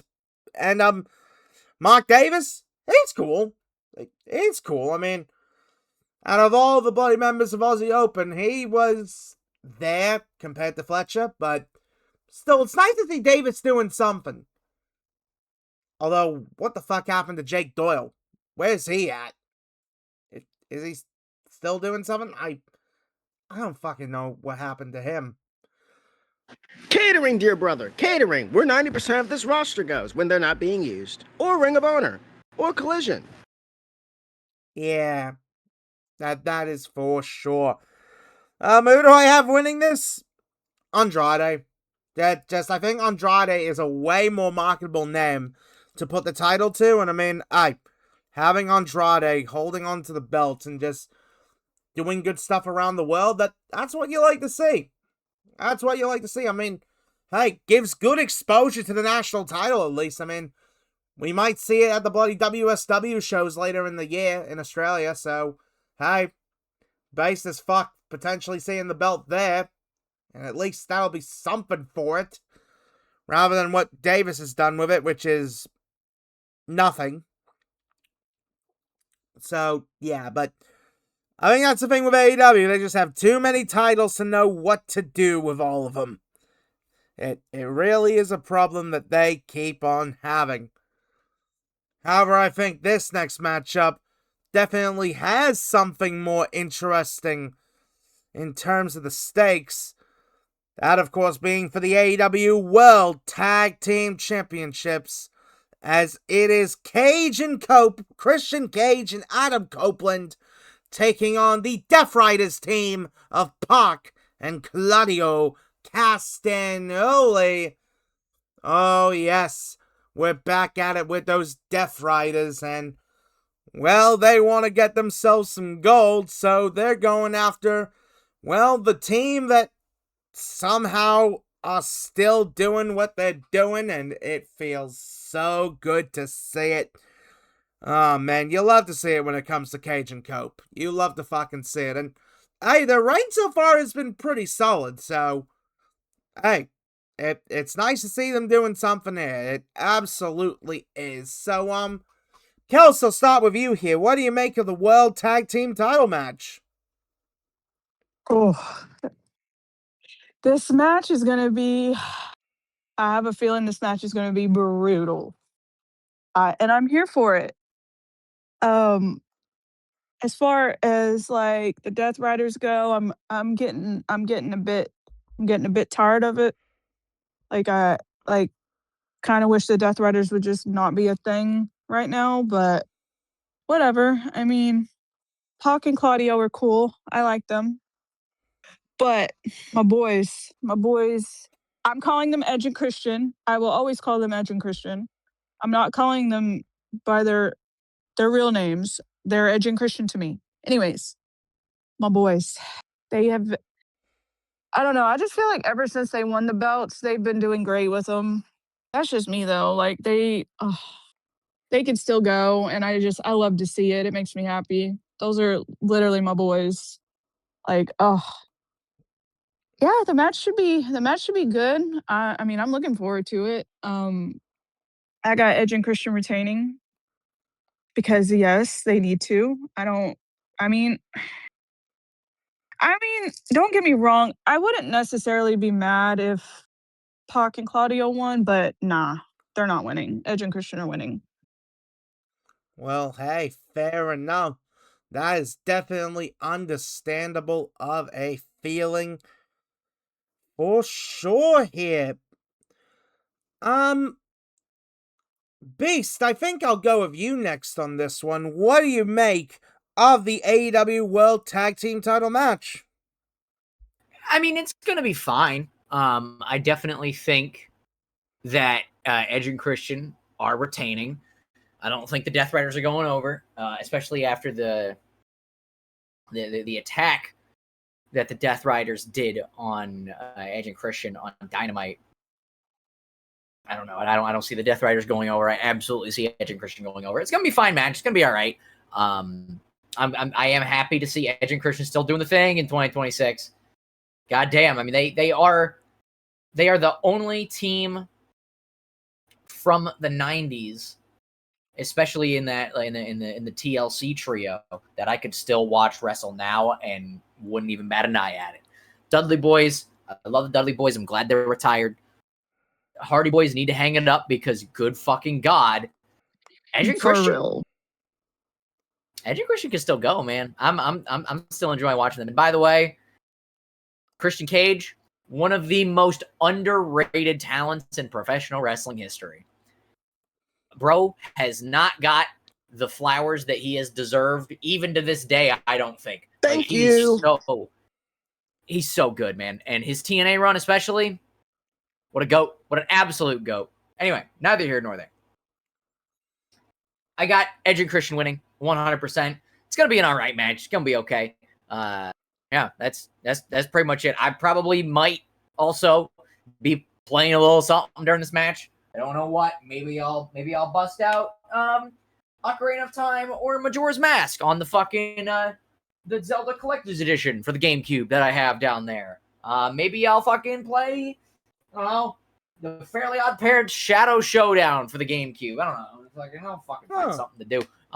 But I definitely got Edge and Christian winning because, I mean, duh. And it's going to be a fine match. Probably going to be one of their weakest ones as tag champs.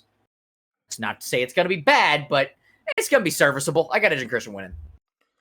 Well, fair enough for sure. And I based there on the THQ license game there. Like, god damn, they made too many good license games. Shadow Showdown is one of the best TV show tie-in games, I think. But in my opinion, I think Breaking the Rules is better. Yeah. Then again, I mean, Breaking. the SpongeBob games THQ made, based. Yeah, that's fair. Yeah. I think Breaking the Rules is the best Fairly Odd Parents game, but God, best TV show. I mean, it's got to be Battle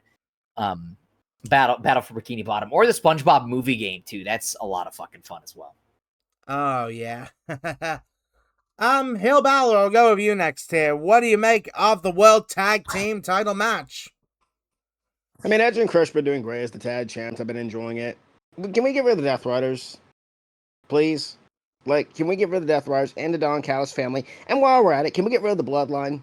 Can we get rid of every single stable in professional wrestling nowadays that have been going on for the 20th century? Like, good God. Enough is enough. Jeez Louise. But yeah, I've been enjoying the reign of Edge and Christian. I think it's ending it all in. I'm not gonna say who it's gonna end to, because I got a pretty good idea who's gonna be here very soon to take over very soon. But Edge and Christian are winning. Afterwards, I think a certain tag team's coming out. The Young Bucks. Motor What, you City.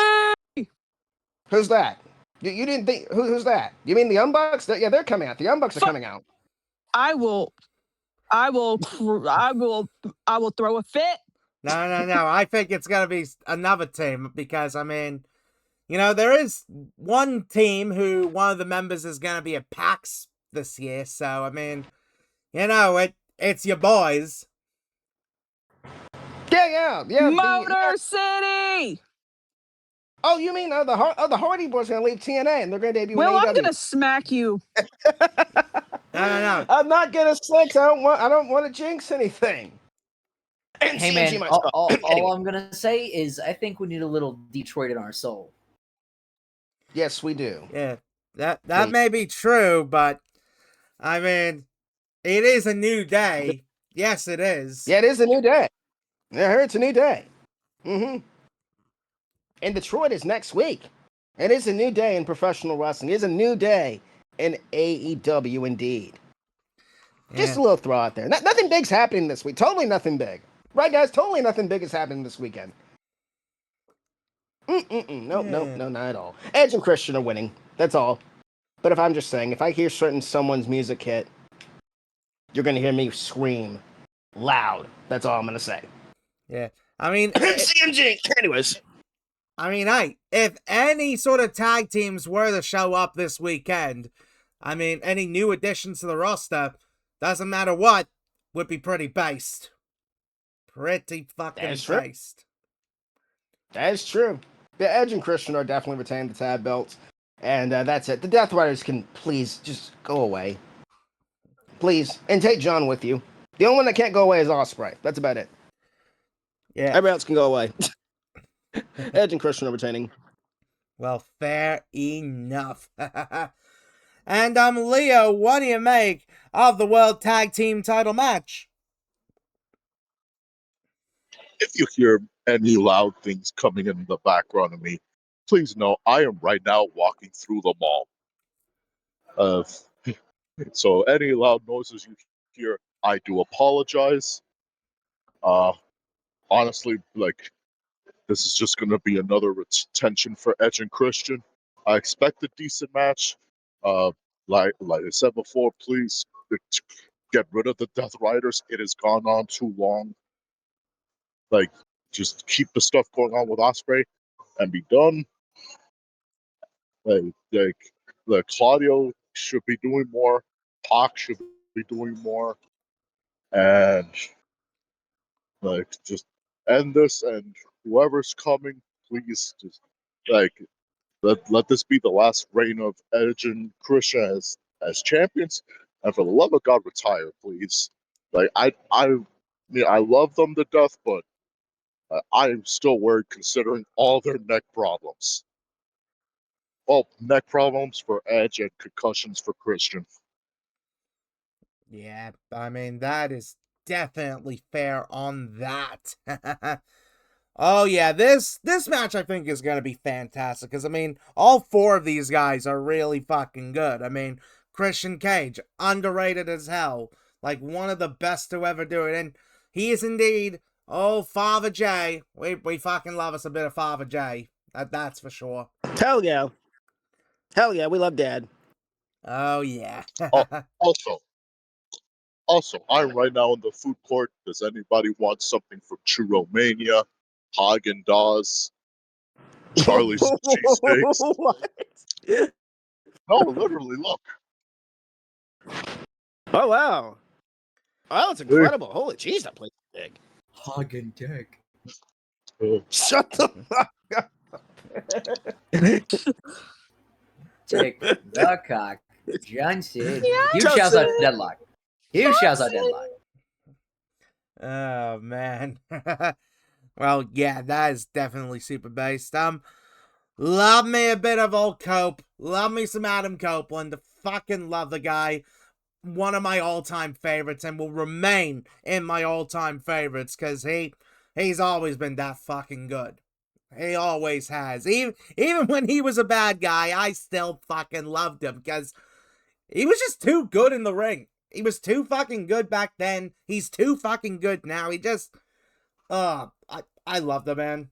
I really do, and I wish they did more, but you know, I'm just glad that he's still doing it, and I'm glad he's still doing. They any did. entrance. They did try to do more, and he did that rivalry with Mox, and look how well that went. Yeah, I blame it more on like the overall fucking storyline shit they were doing, more than anything, which is a shame, but you know, it is what it is. As it goes, I guess. Just, it is what it is. But still. I mean, of course, we got Pac, based fucking Pac. Another one who is, like, severely underrated. I mean, his stuff in WWE was great. His stuff in AEW has been great. And I mean, hell, if anyone remembers the stuff he was doing in fucking Defiant and bloody Dragon Gate as well, like, my God, seriously, just fucking RED, that group, and the way Pac was just so over in Defiant Wrestling when he showed up, like, fuck, I can't get his bloody Defiant Wrestling theme out of my head because that theme was just too fucking good, and then we have Claudio, and again, severely fucking underrated Claudio is. Like, he's great. He is. Like, I wish WWE did more of him. Because, man, he should have been a world champion in WWE, but nope, that didn't happen. I mean, I'm glad he got to be world champion in Ring of Honor and world champion in CMLL, because, yeah, he is super base. Like, seriously. Give Claudio all the flowers possible, because he is just so fucking underrated. But, yeah, who have I got winning this one? I think it's obvious that Cope and Cage are going to be winning this match. It just makes all the sense in the world, and yeah, I think it is going to be fantastic. But, you know what? Now that we've all brought up sort of thing, I think there probably might be a surprise or two on this show, because a lot of people's contracts are coming up. And CMG. well, them. But I mean, there is another team whose contract is also sort of finally coming up here that has finally been sorted through, and well, they're also. My man Woods. I mean, we gotta. Uh, just a side note. Will, the way that came out, just said you screamed N word. No, nah. What were you saying there, actually? Because. My man Woods. Oh, yeah. Oh, fucking yeah. Yeah. Because indeed, I got a good feeling that it could be either one of these fucking teams, whether it be the MCMG, whether it be the New Day, whether it even be whatever members of the Wyatt Six they could probably pop in there. I don't care who the fuck it's gonna be. I think we absolutely are going to see an AEW debut on this show. And it's going to be either one of those teams, and hell, I got a good feeling that All In, we might be seeing a bunch of teams put together. Maybe TLC, maybe in something else. I don't fucking know. I don't fucking care. All I know is we are definitely going to be getting a multi-team match at All In. We absolutely going to be getting that. But still, absolutely Cage and Copa winning. They just gotta. They just fucking gotta. Well, I think after that one, I think it's time to take a little bit of a break from the men's division. And let's move on over to the women's division here. As I think we are in for a good one with this. Because it is for the TBS Championship.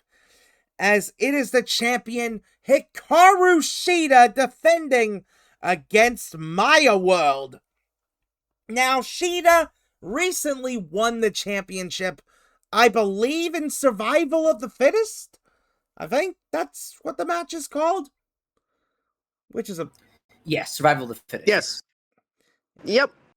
Which is a very interesting sort of name to give for such a match, but... I mean, super based as hell, I suppose, but...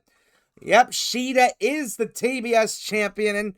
she's been doing pretty alright as champion, I suppose. I mean, it's good to see Shida back with some gold. That's what we like to see. It's good to see her as a champion once again. Damn right it is. And well, I mean, we do have Maya World here just doing something. I don't bloody know. So, this should be a pretty solid match. Like, it should be a solid enough fun kind of match. So, Leo, I guess I'll start with you here. What do you make of the TBS Championship match? Well, I mean, I'm glad Maya World is going to be doing something, considering that she was in the finals of the Owen Hart Cup.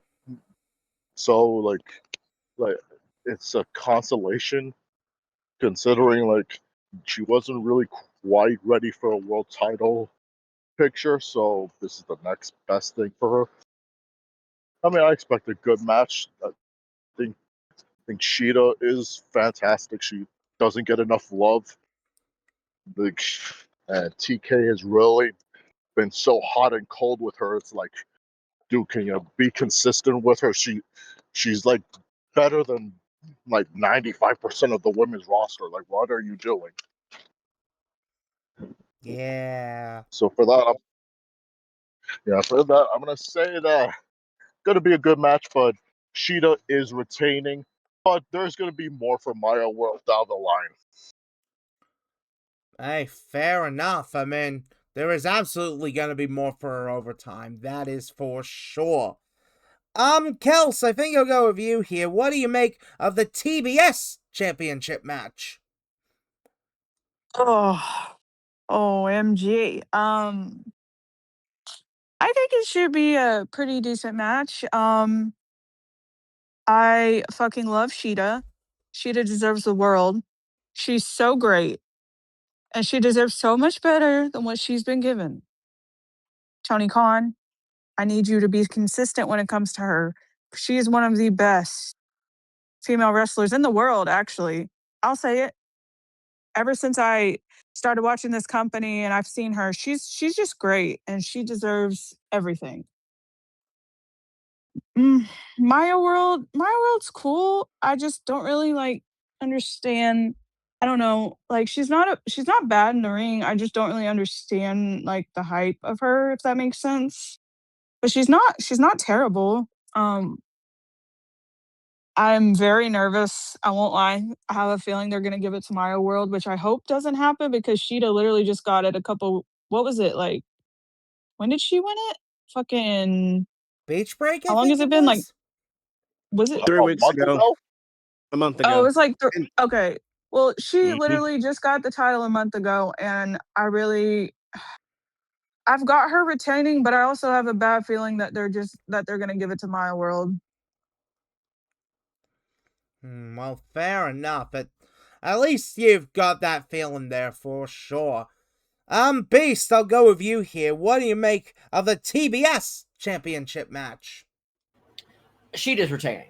100%. I love Hikaru Shida. Been a fan of Hikaru Shida since day fucking one.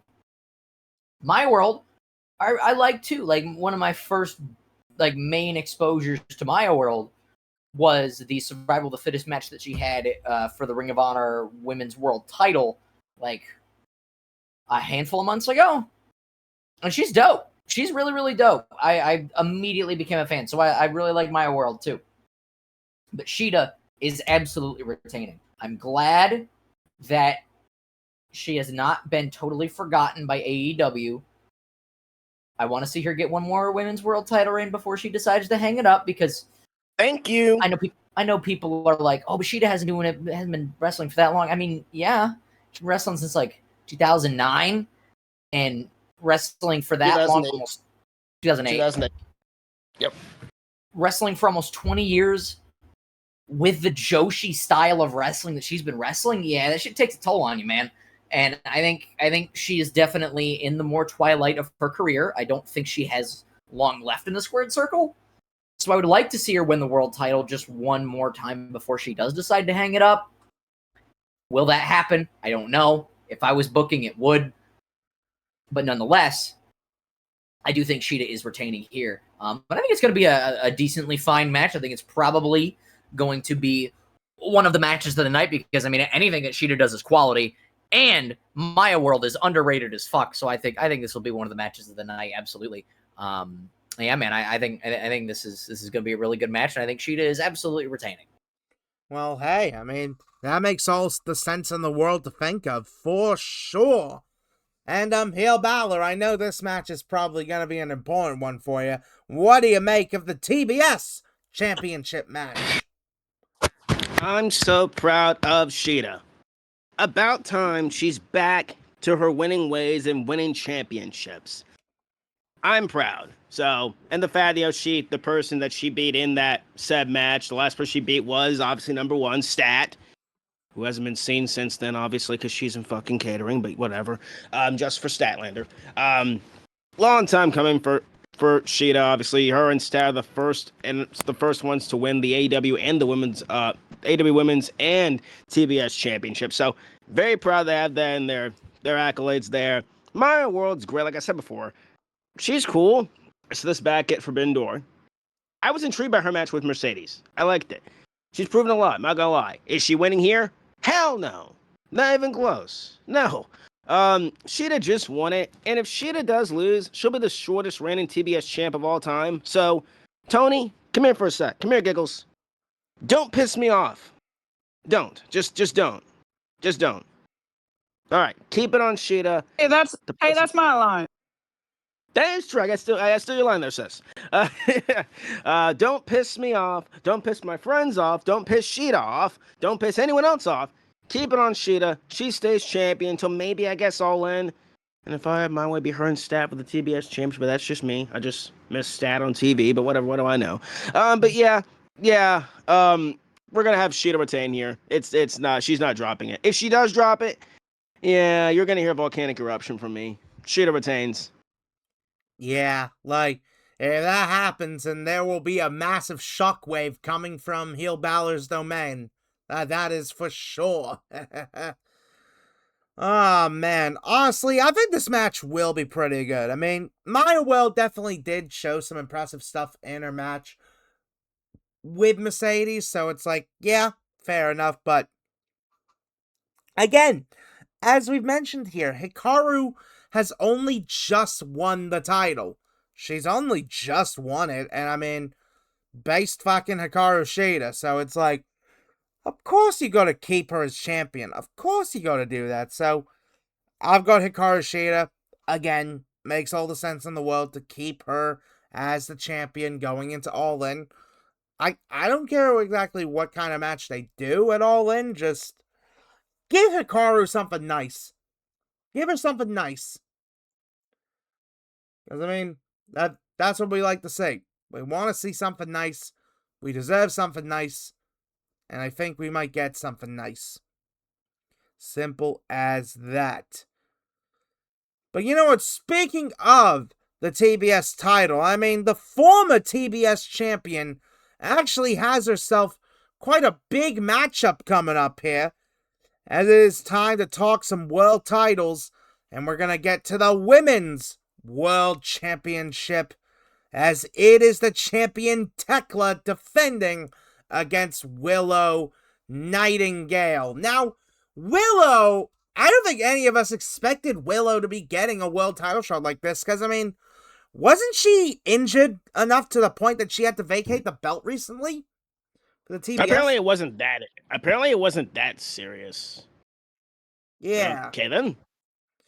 I mean, I guess that clears the deck for a world title run okayly? I'm not exactly sure, but okay, fair enough. Willow's no longer TBS champion, she's moving on to the world title scene, which I think that is something that I think a lot of people have wanted to see for Willow, which I think that is pretty based, but I mean, Willow obviously is a bit of an acquired taste type thing, so there you go with it. Tekla, of course, is Tekla. She is fucking based as hell. I mean, we mentioned during the Forbidden Door review how fucking based that match with Starlight Kid was gonna be, and it absolutely was, and yes, Tekla did go after Taro Okada again, so, yeah.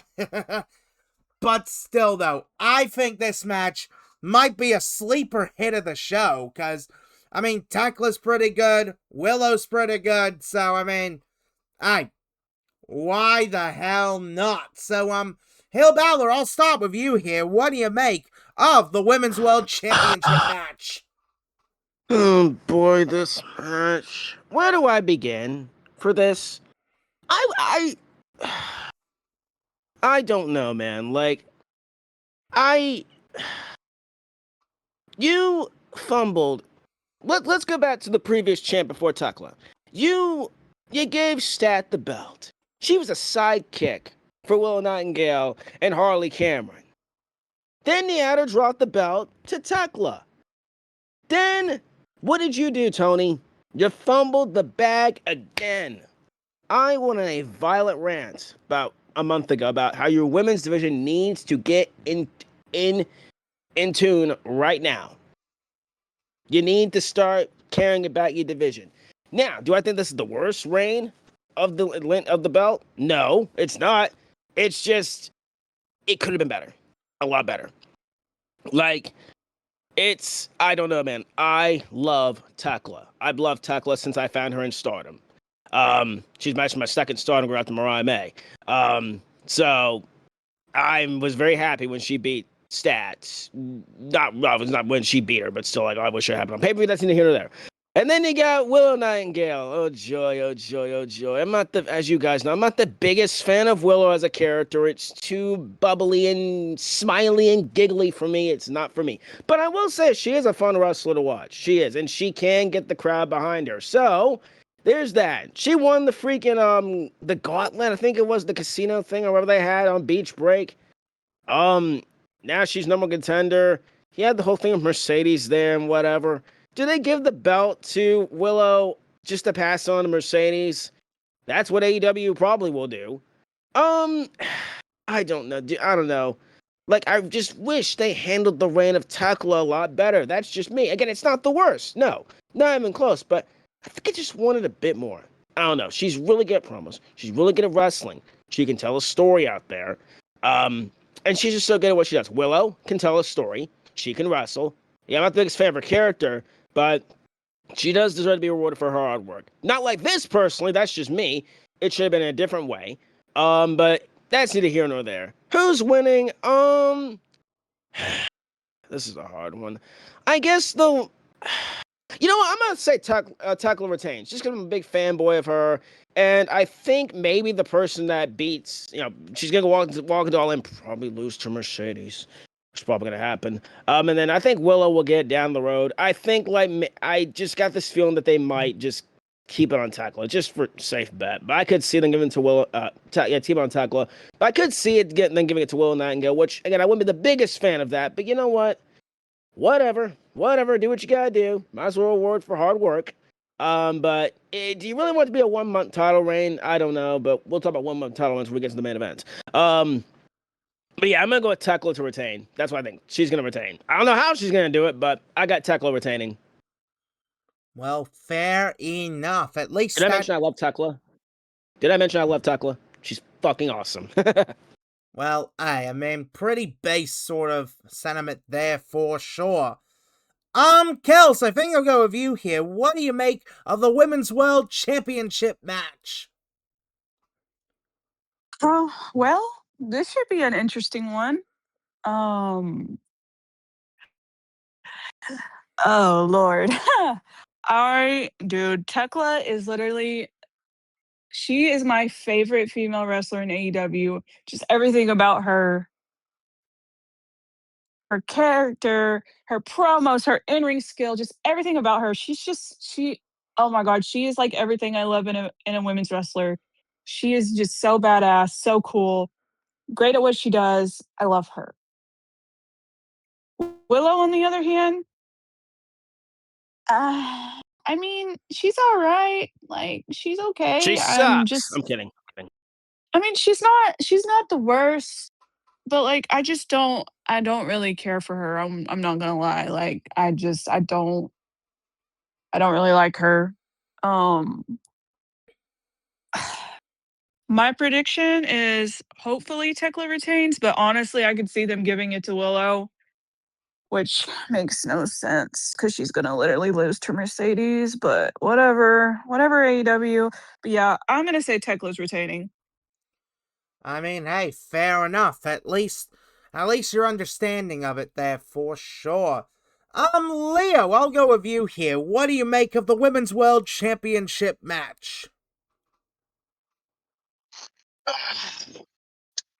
I'm gonna say this, uh, and I'm not one to really like rant on things because I like to enjoy things in the moment, and I understand how things with wrestling goes. Like it is all predetermined and everything. But I'm gonna say this: Tony Khan, Cuckles. I'm gonna. I know Get you're him. not listening. I know you ain't listening. I know you ain't listening because you got your giant bobblehead so far up your own ass. Do not, and I repeat, do not have Tekla drop the belt to Willow just so Willow holds it for 4 weeks just to transition to get the belt on Mercedes. Because it's a slap in the face to Willow to be like, hey, you won the belt. It basically, she's going to be the Sami Zayn of AEW. Where you Ooh! won the uh, where you win the belt only to then just, yeah, you're just going to give it to the other big star that we love because you really aren't that high of a priority for us. And then it's also a slap in the face to Tekla because even though I was not that familiar with her, like some of the things I've seen, like this is probably the best work she's ever done. No, I scratch that. This has been the best work she's ever done because she's hilarious. She's an absolute bitch, but rightfully Damn so right. but rightfully so for the way she was treated in Stardom and how the bad blood there. So it would be a slap in the face of the last 3 months that she's held the belt to her to then just like drop it to somebody else so that person could give it to someone else. So it's like, what was the point of my reign then? So for that, it would be in your best efforts keep the belt on Tekla. Willow can win the belt later down the line, beating Mercedes. And that's all I gotta say. Wow, now that is definitely hot, folks. That is some hot stuff. Jeez Louise. That was great. Oh yeah. Oh yeah, well deserving of those claps there, Leo. Well deserving. And Beast, I don't know how the hell you're gonna top that, so I guess you definitely have to try here. So, what do you make of the Women's World Championship match? Oh, I'm not going to try. All I'm going to do is I'm going to pull a Sting from TNA. I agree. Because Tekla, I love Tekla. Tekla is the best kind of heel in professional wrestling. She's correct. Right. She's correct, but a dick about it. And that's why that's my favorite kind of heel, is the heel is correct in their toxicity, in their anger, in their vitriol, but they're being a piece of shit about it. And I love that. That's the best kind of heel. That's what Tekla is. She's fucking great. Willow, I'm probably I don't know if you're a huge Willow fan, Tyler. I'm a pretty big Willow fan. I'm probably the biggest fan of Willow in this pod. And again, I don't know if you're a fan of Willow, much as I am. I do love me some Willow. I don't think Willow needs to win, however, because of the reason that Leo said. I'm going to echo the same sentiment. Oh, but if you're a big fan of Willow, why don't you want her to win? Because I don't want Willow to win the world title and hold it for a short time. Willow deserves better than that. I think Willow deserves... She's such an underdog white meat babyface that she deserves a long reign as world champ. She does not deserve to hold it for a cup of coffee and then lose it to fucking Mercedes. No! Willow needs a long title reign. I think she is one of your next top big babyface stars in the women's division. 1,000%. And if you really do feel the same way, then why would you have her win here only to lose it in about a month's time, maybe even a couple weeks' time, to Mercedes? That makes absolutely zero sense, and that would diminish her stock more than her winning the world title. Like, her winning the world title would elevate her stock, and then her losing it in about a month's time to Mercedes as a transitional champion would diminish her stock more than her winning the title would elevate it, if that makes sense. It would not make any logical sense for her to win and then lose it in a short time. She deserves to hold it for a decently long time and then lose it, which would elevate her stock. Because that's what she deserves. It's a slap in the face to Willow to have her lose in such a short time to Mercedes if she wins the world title here, like Leo said. And it's a slap in the face to Tekla, again, like Leo said, to have Tekla lose out of nowhere and just neuter her title reign. In a perfect world, Tekla beats Willow here, and then she also beats Mercedes. Who beats Tekla? Thank you. I don't know. I don't know who I'd have beat Tekla. I mean, again, perfect world, maybe Willow, because have Tekla become the monster, the big monster of the women's division, and sure, have Willow beat her. Not now. Not now. Maybe have Willow beat her. Maybe at... Oh, what's up? There is someone else that is rumored to be coming to AEW, potentially, or maybe not. Who? I mean, someone who recently got themselves a little bit of steel step-itis. Oh, God. I mean, the woman we know as Bailey. Yeah. Oh God! Cause why not? Why not? Let's just. Her contract is apparently about to be up by the end of either the end of this month or by the end of next month. Apparently, Can I just say? Okay, Kels. Good. Can I just say something real quick? Just real Sure. quick. Sorry to interrupt. Of course. And I'm gonna say this with my whole chest. Not everybody and their fucking mothers need to go to AEW. Same with I'm not going to mention the other company right now, but I'm just saying, it's like anytime somebody gets released from that company, everybody's like, go to AEW, dream match. No. That roster is already so cluttered with people that aren't even being used. So like, what? I'm sorry. Yeah, That shit is just irritating because it's like everybody thinks they need to go to AEW. AEW. There's other companies out there. TNA, Yes, and MLW, also- New Japan.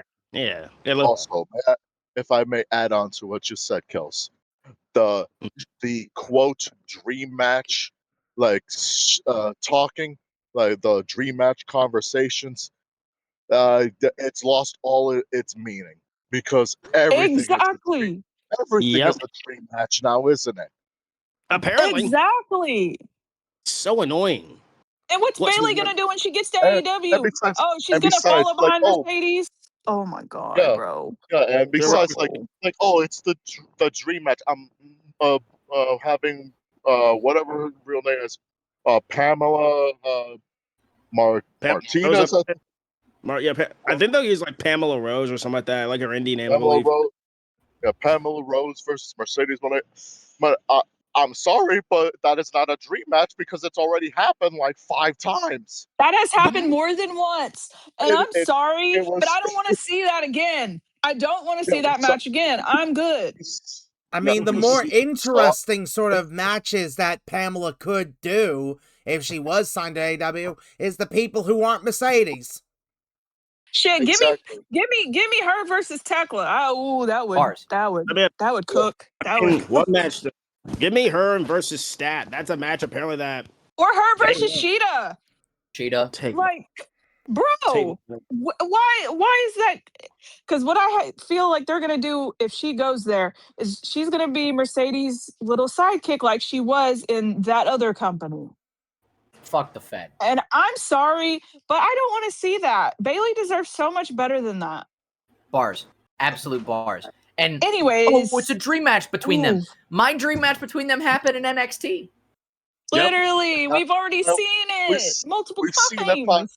5 times exactly. We saw it NXT Mhm. take over Brooklyn, NXT take over Respect and the Like, Iron Woman match. Yep. They had a match on Raw exactly. in 2018.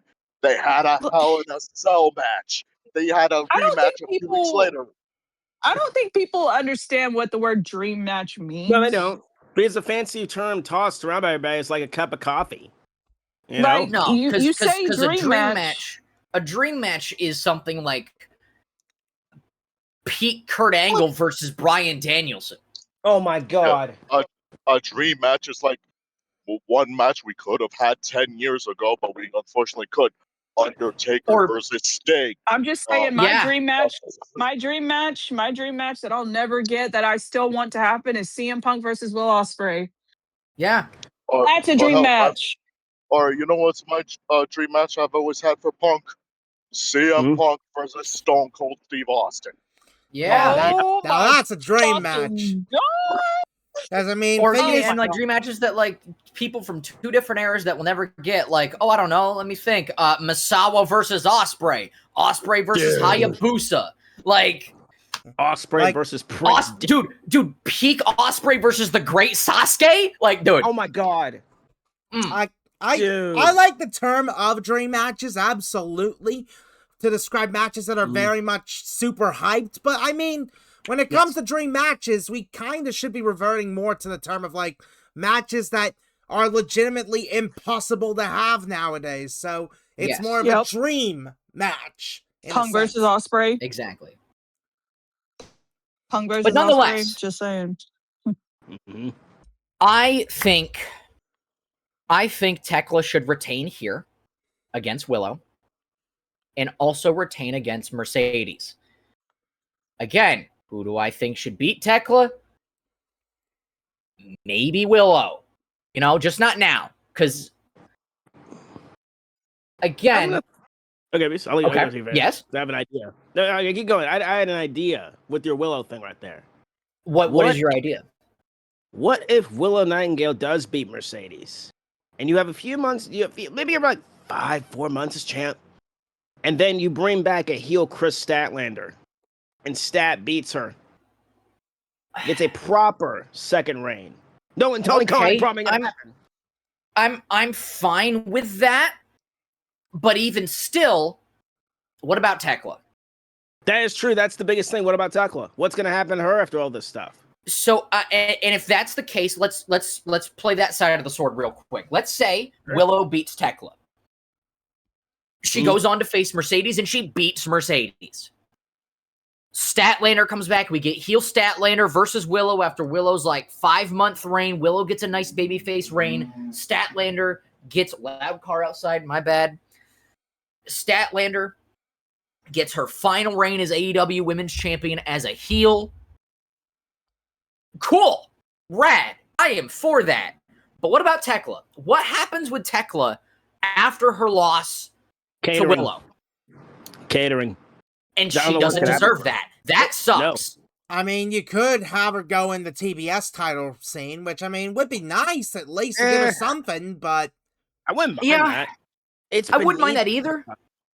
But to me, Tekla's past that. She's a main eventer. She is. Yes, absolutely a main eventer. So, here is, for me, what I would do. If I'm allowed to Adam Blom PA a little bit. Oh, yeah. I would have Tekla beat Willow. And I wouldn't have Tekla beat Willow. I would have Tekla bludgeon Willow. Get some blood going, right? I know Willow just came back.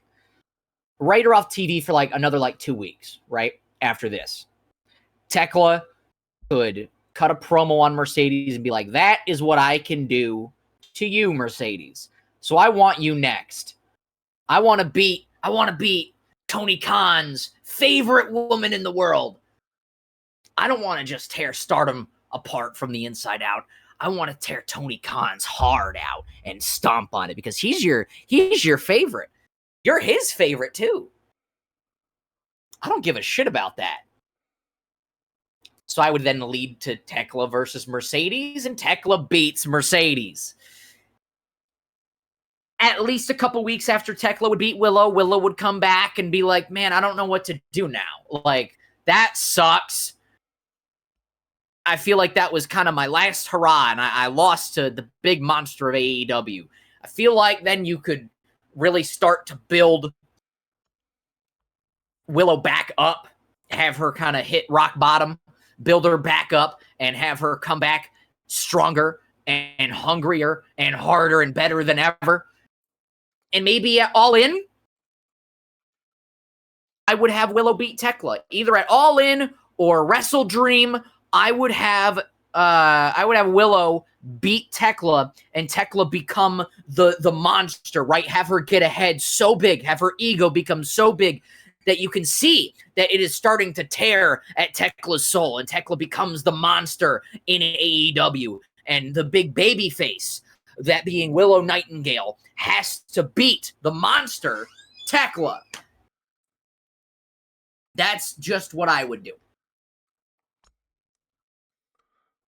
You know what? Fair enough. And I think that's a better story, too. I think that's a better redemption, story of Willow. And I think that's a better story of a crescendo for Tekla's title reign, too, to have her get such a big ego and such a big head, think she's all hot shit. You can see it starting. She's going a little crazy. You can see her starting to lose touch with reality. Maybe the Triangle of Madness is a little bit like, what the fuck are you doing, Tekla? You're crazy. She's like, I'm not crazy. You're crazy. What are you talking about? She fucking slaps him a little bit. She's starting to go a little insane, and then the big baby face, the conquering baby face, the fucking who was the guy that pulled the sword out of the stone? Him. I'm blanking on his name. King Arthur, right? I think, yeah. King Arthur. Yeah. Have Willow be the King Arthur to Tekla's big bad dragon bad guy, right? Have Willow slay the dragon, slay the beast, as it were, of Tekla. The big baby face has to beat the big heel, and I think that's the good crescendo of both women's stories. Willow Nightingale finally beating Tekla, but not here. Have it be at All In or at Wrestle Dream, one of the two. I think that is the better story for both women. Well, hey, fair enough. I can understand it for sure. My God, I don't know how I'm gonna top all this, but I'll try here, because, I mean, this one, I am intrigued to see how this plays out. I am definitely intrigued to see it. I mean, Tekla, of course, super fucking base Tekla. She's been doing an incredible run, just calling people dumb bitches, basically being the Kazuchika Okada of the women's division, which is super fucking based.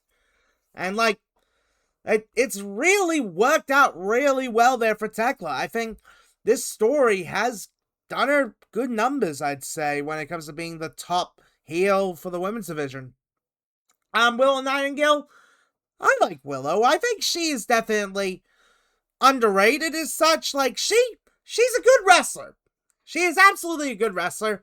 And yes, I do enjoy the more bubbly sort of personality sort of thing. It may be grating to some people, but I don't mind it. I mean, it's okay to have a babyface sometimes that is more like that. So, yeah, I'm fine with it. But, yeah, honestly, this is going to be a very good match. So, who do I have winning? Well, of course, there is the whole elephant in the room of Mercedes Moné winning the fucking Owen Hart Cup, which I think that was a stupid decision from AEW's part to give it to fucking Mercedes, because I'm sorry, doesn't matter how many times you fucking do it, Mercedes should not be a world champion. She is way too fucking overprotected by the bookies, where it's like, why? And after the whole fucking, oh, she wins all the belts thing, doesn't matter if you've lost all the fucking belts. I have no interest in seeing you as a world champion.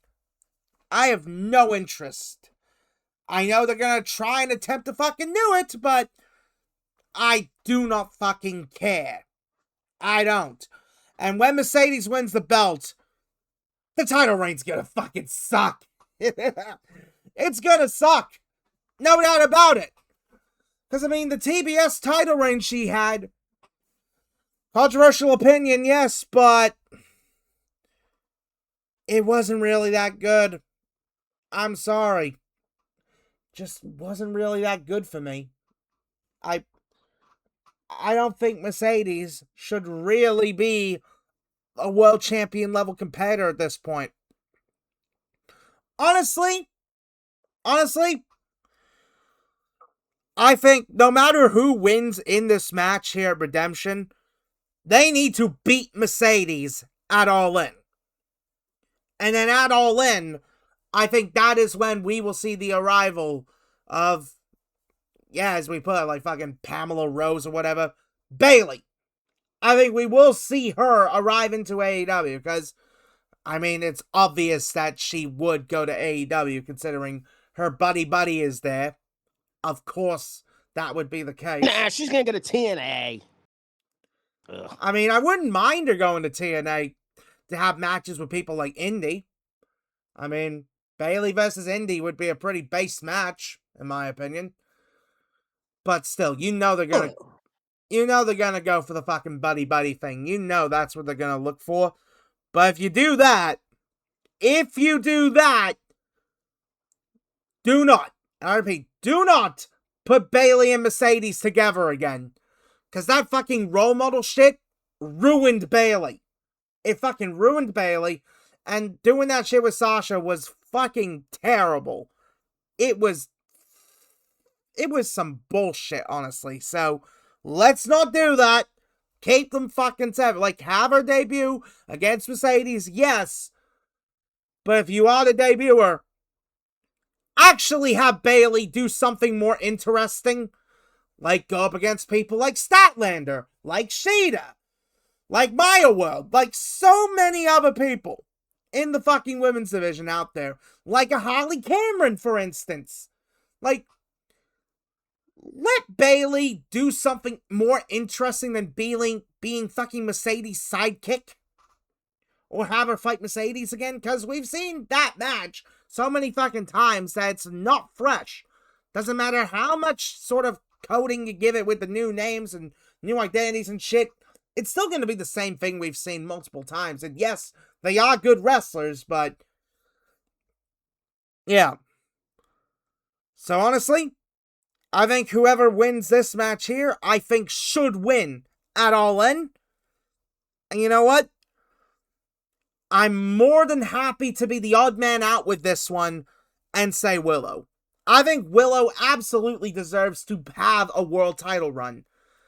Like, I don't know how long it's gonna be, obviously, because the fucking shadow of Mercedes is behind this whole fucking thing, which I can't stand, but still. I think Willow does at least deserve to have an world title reign. Just try to at least have it be decent. I mean, that does bring up a good point. What to do with Tekla next? I know obviously AEW has too many belts, which is a problem, but I mean, if you want something more interesting, don't have fucking Tekla go into the fucking tag division or TBS. I mean, maybe, just maybe, you could do like, I don't know, a women's international championship, because I mean, the international championship has felt more of a sort of like upper tier sort of title in AEW than the fucking TNT title.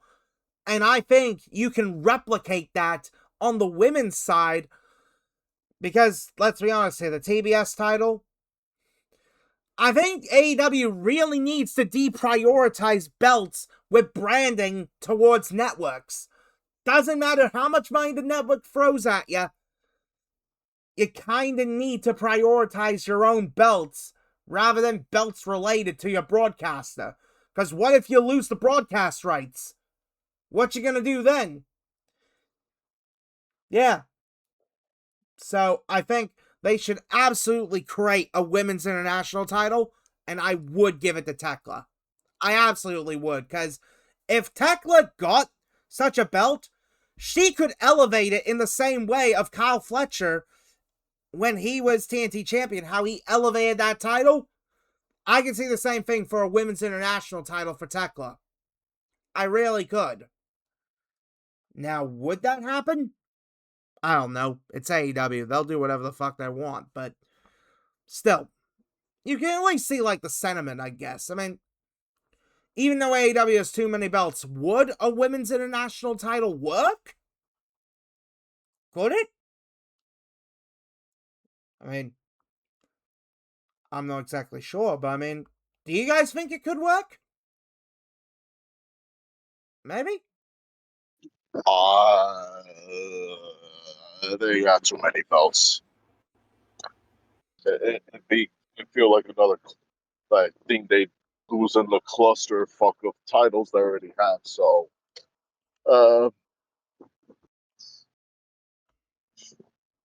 like the only way it will get any recognition would be like sticking it either on Collision,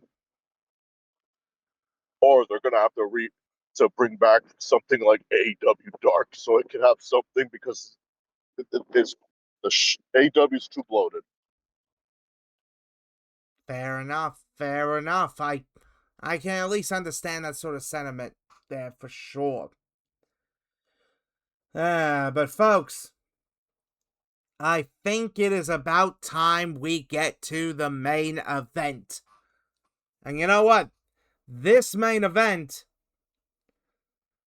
it definitely feels quite interesting of a main event. And I tell you, if you told me that this was going to be the main event for the pay-per-view, like a few months back, I would have been like, oh, thank God. Thank fucking God you're doing this instead. Because, well, it is for the AEW World Championship, and it is the challenger, Kevin Knight, taking on the champion, Kenny Omega. Hallelujah! Hallelujah indeed, folks. Kenny Omega is finally AEW World Champion yet again. And all AEW is good for it, folks, because hallelujah. MJF is no longer the world champion, and he's not even on TV anymore. We're back to the good shit, folks. We're absolutely back to it. And oh, it feels good to see Kenny get the title again, because it's been a long time since Kenny Omega has been a world champion. I mean, in AEW, I mean, last time that was the case was fucking 2021? With that, He hasn't been world champion since Full Gear 2021 when he lost it to Hangman. yeah. So it has been like about under 5 years since Kenny Omega has been a world champion. But man, it just feels so good to see it, folks. It really does. And oh, it feels right. Now, as for the turncoat, Kevin Knight, he decided to turn his back on old Hangman and Darby and everybody else, and he joined the Don Callis family. Yep. So officially, I guess we got number 69 of the Don Callis family. So, great. Ayo? How many more? How many more members do you need, Don Callis? How many more do you actually need? Kill the Don Callis family. The Don Callis family basically right now, you know what it feels like? Yeah? I am not comparing this because the Don Callis family did not revolutionize anything like this group did. It feels like the NWO, where it's getting too bloated. Some of the people in there make no fucking sense, and Yeah. it's really elevating no one except like maybe a handful of not even a handful of people, like just like 1, 2, 3 people. Yeah. So, Like, hey, but then in the NWO, your big talking guy was Eric Bischoff, and then the Don Callis family. Don Callis can't sell can't sell shit. Can't even sell he's like can't even sell the shit in a box and say hey, this is the greatest thing since sliced bread. The only person who could probably sell you shit in a box and make it feel like it's the most important thing in the world is maybe Paul Heyman. yeah. I mean, wasn't there like one time where Paul Heyman was like managing bloody Heidenreich? That definitely is the closest thing to But that. yeah, basically. Yeah, boy. But yes, I mean, the Don Callis family hasn't reached the point where they need to split into Don Callis family Hollywood and Don Callis family Wolfpack and Don Callis family B Team. How about just no Don Callis family? Or if you're gonna have it, how about just you know 3, 4 people like an actual faction? Yeah, that's a good point there. But yeah, Kevin Knight decided to join the Don Callis family, and now he's a guy, which is a big fucking shame with that. It really fucking is. But hey, for him to get a world title match, that's pretty base. That is definitely pretty base there. So, Beast, I guess I'll start with you here on this one. What do you make of the AEW World Championship match? Man, oh man. And real quick, apologies if my mic sounds a little different. My Discord on my computer, like we were saying, things come in threes. Whoa, ski, whoa. OBS crash, full transparency. OBS crashed during the recording. Will has been having issues with his Wi-Fi because of the rain, and my Discord on my computer my whole computer basically just crashed right now. So I'm on my phone. Oh It's all good. no. So we're rocking. Crap. I'm still here. We're good. Yeah, I'm dealing with a bunch of like crash reports on my Mac right now, so I gotta like shut everything down. I'm gonna update it. We're good, but I'm still here. This is why I have 2 Discord accounts, one on my phone, one on my computer, in case shit happens. And shit does indeed happen. Shit in a box, maybe, maybe not. But all I know is this match won't be the shit. It will be the fucking best because holy fuck, this match is gonna cook. I love me some Kevin Knight.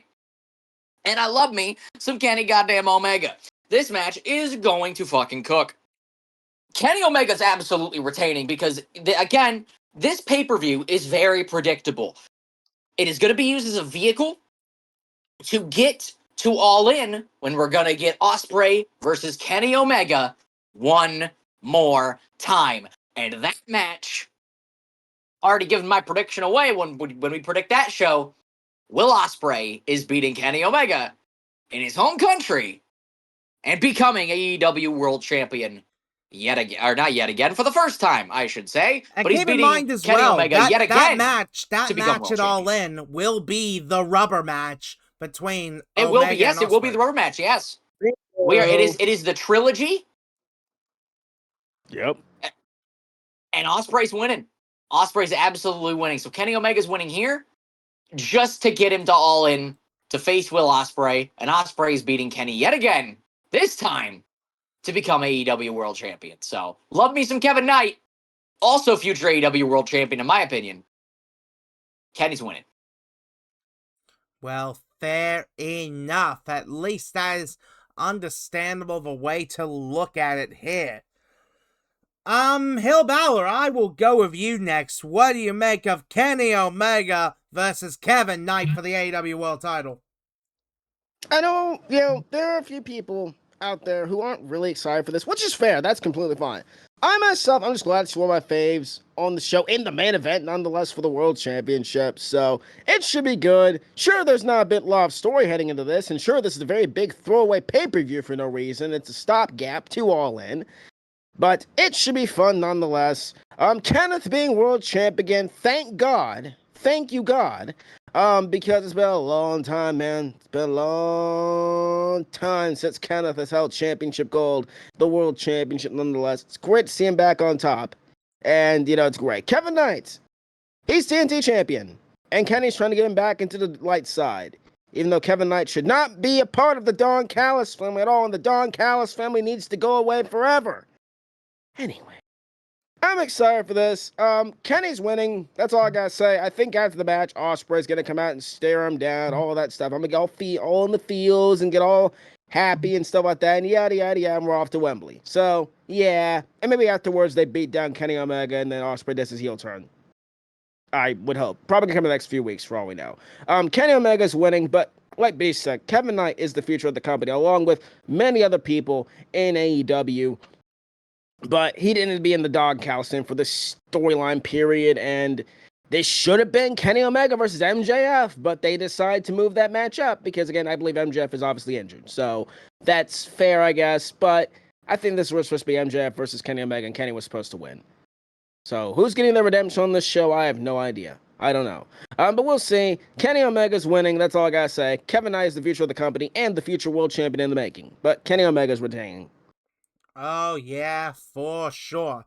But hey, I mean, hallelujah that Max ain't champion, because if this was MJF versus Kevin Knight, it would suck. But hey, Kenny Omega versus Kevin Knight, it's gonna fucking cook. That is for sure. Leo, I'll go with you next here. What do you make of the AEW World Championship match?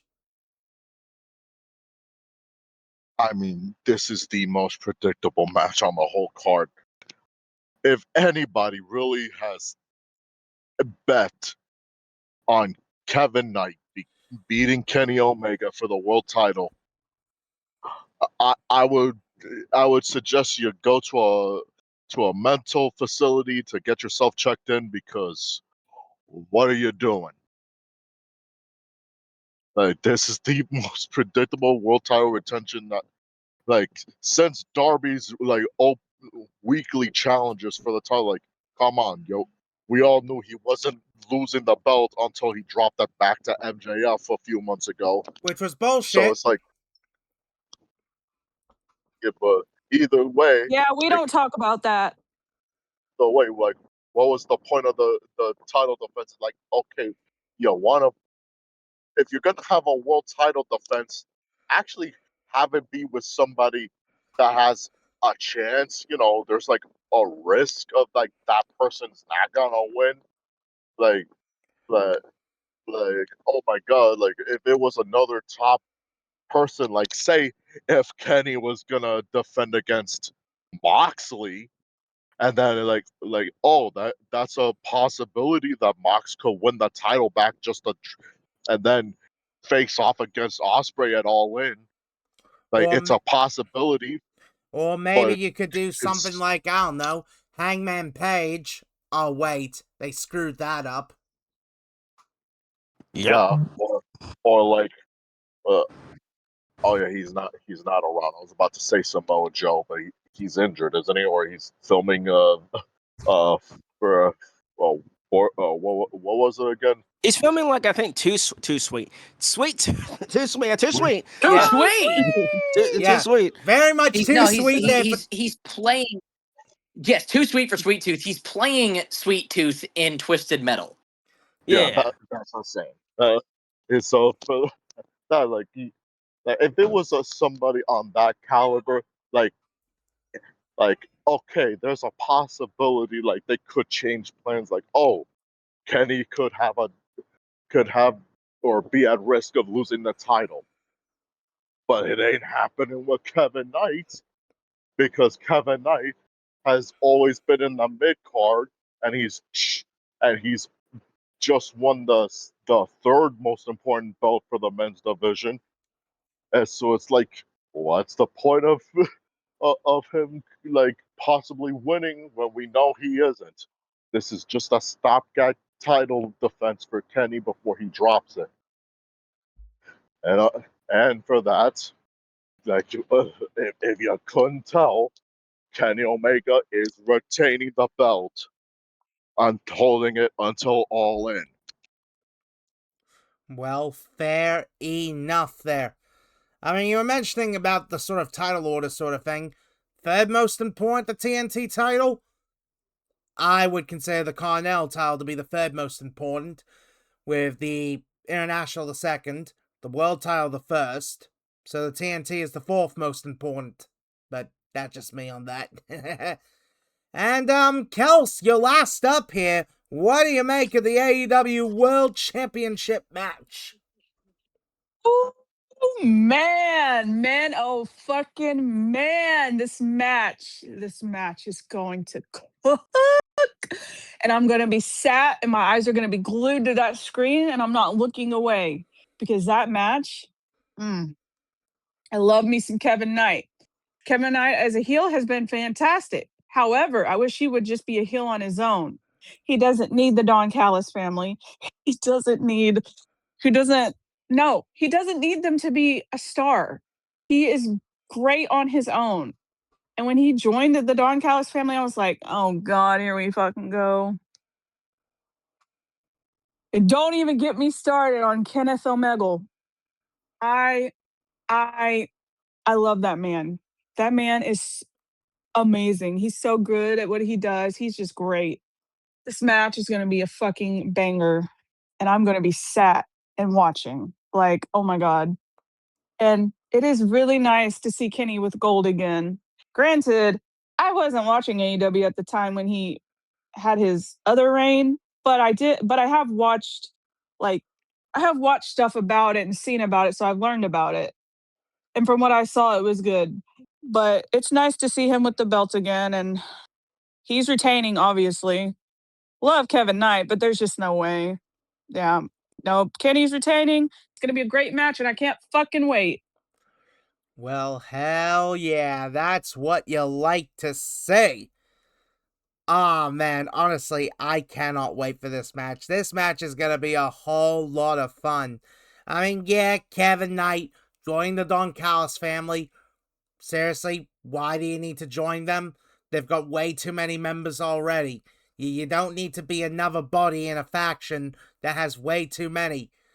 Like, legitimately, if the Don Callis family was to split up into multiple groups, like, Kevin Knight would be in the Don Callis family B team.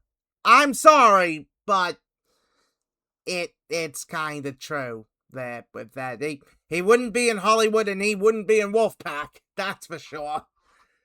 Yeah, but look, I don't mind Kevin Knight. I just think throwing him in the world title scene, it's cool, but definitely a bit out of nowhere. I personally would have waited to do it until probably All Out. So then you can have a bit more time to establish Kevin Knight as a main event guy. Before then, you have him go up against Ospreay for the world title. Before then, Ospreay goes up against Callum Newman at Wrestle Dream, because, we need to get that match before Ospreay does the feud with Fletcher. I mean, obviously. But it's like, okay, Kevin Knight is a good wrestler. He absolutely is. But throwing him immediately into the world title scene like this, and just like, out of nowhere, I think they should have built him up a bit more for it. I think they absolutely should have. Granted, he is TNT champion, but let's be honest here, the TNT title is fucking irrelevant. Like, I said it was the 4th most important belt for the men in AEW, for the men's singles. I might even say it's the 5th most important, because the TNT title is fucking irrelevant at this point. At this point, I bet you once that bloody merger takes place, you know that belt is gonna get rebranded into something stupid. Like, I don't know, the CBS Championship, or the Paramount Plus Championship, or the Skydance Championship. Like, that would be fucking stupid. Please don't do that, AEW. Don't let Skydance acquiring fucking Warner Brothers do that to you. Please do not do that. But still, I mean, nice that Kevin Knight's getting this opportunity, but we know how this story goes, because by fucking God, I am so happy to see Kenny Omega back as world champion, because he absolutely does deserve it. Kenny is one of the greatest professional wrestlers of all time. And yeah, I know people might have their takes about him, but come on. He is that fucking good. Even at his age and ability now, even after the fucking diverticulitis, he is still that fucking good. And he really is one of the GOATs in AEW. So yeah, I absolutely have Kenny Omega winning. I think it makes all the sense in the world for Omega to keep the title into All In Wembley before he passes the torch to Ospreay. And that's going to be incredible. And in fact, I think we're going to see that build get kicked up here, because I think after the match, we will see Ospreay come out and they will do a stare down, as everybody likes a stare down. So, yeah, but still, I've got Omega winning. It just makes all the sense in the world to do it. Also, if I can add in, Tyler, you were talking about that merger. Yeah? Right now, I just got a notification. It says the Warner Brothers Paramount merger is currently on hold. Oh, thank goodness. Now, if only they could find a way to cancel that merger, that would be nice. Oh, I'll tell you, folks. Redemption may not have as much redempting as we'd hoped for, but it is definitely looking to be a solid show. Like, even if it's not like the greatest show ever, it's still gonna be a good show. Like, AEW knows how to put on a good pay-per-view, so if anything, this is just gonna be some more quality wrestling. And hey, now that AEW's got that whole AEW Plus thing now, not AEW Plus, fucking My AEW. God damn, I'm getting my AEW services confused. But yeah, My AEW, now that that's a thing, I think it makes sense for AEW to put in some more pay-per-views and have them be available on My AEW for subscribers. Because, like, yeah, if I was to pay, like, however much it is for, like, the subscription of My AEW that comes with the pay-per-views, yeah, I'd pay for it to watch this show. I would pay for it, because it definitely looks to be a quality enough show. Is it worth, like, buying it outright as a pay-per-view? Maybe not, but as, like, something included in a subscription? Yeah. I'd be more than happy with it. And I think we all can agree with that. Like, for sure we would. We would. Oh, hell yeah, for real. Yeah. I'm just hoping for a good show. Well, Hopefully, it's better than Forbidden Door. That's for certain. Forbidden Door was yeah, yeah. yeah, so I guess we just gotta wait and see. But alright, guys, who would like to do the honors for the outro Me, this me, me, time? me, me, me, me, me, me, me, me, me, me, All me, right. me. Oh my, right. okay, hell yeah. All right, go for it, Yes, Gals. please give it to me. Give it to Beaker. Alright then, Kels, take it away! Ladies and gentlemen, boys and girls, this has been the Losers Lounge podcast episode. I don't even know at this point, where we talked about AEW Redemption. We hope you enjoyed. Leave a like, comment, subscribe. You know the drill. And with that, I must bid you adieu. Goodbye, mwah, and good night, bang.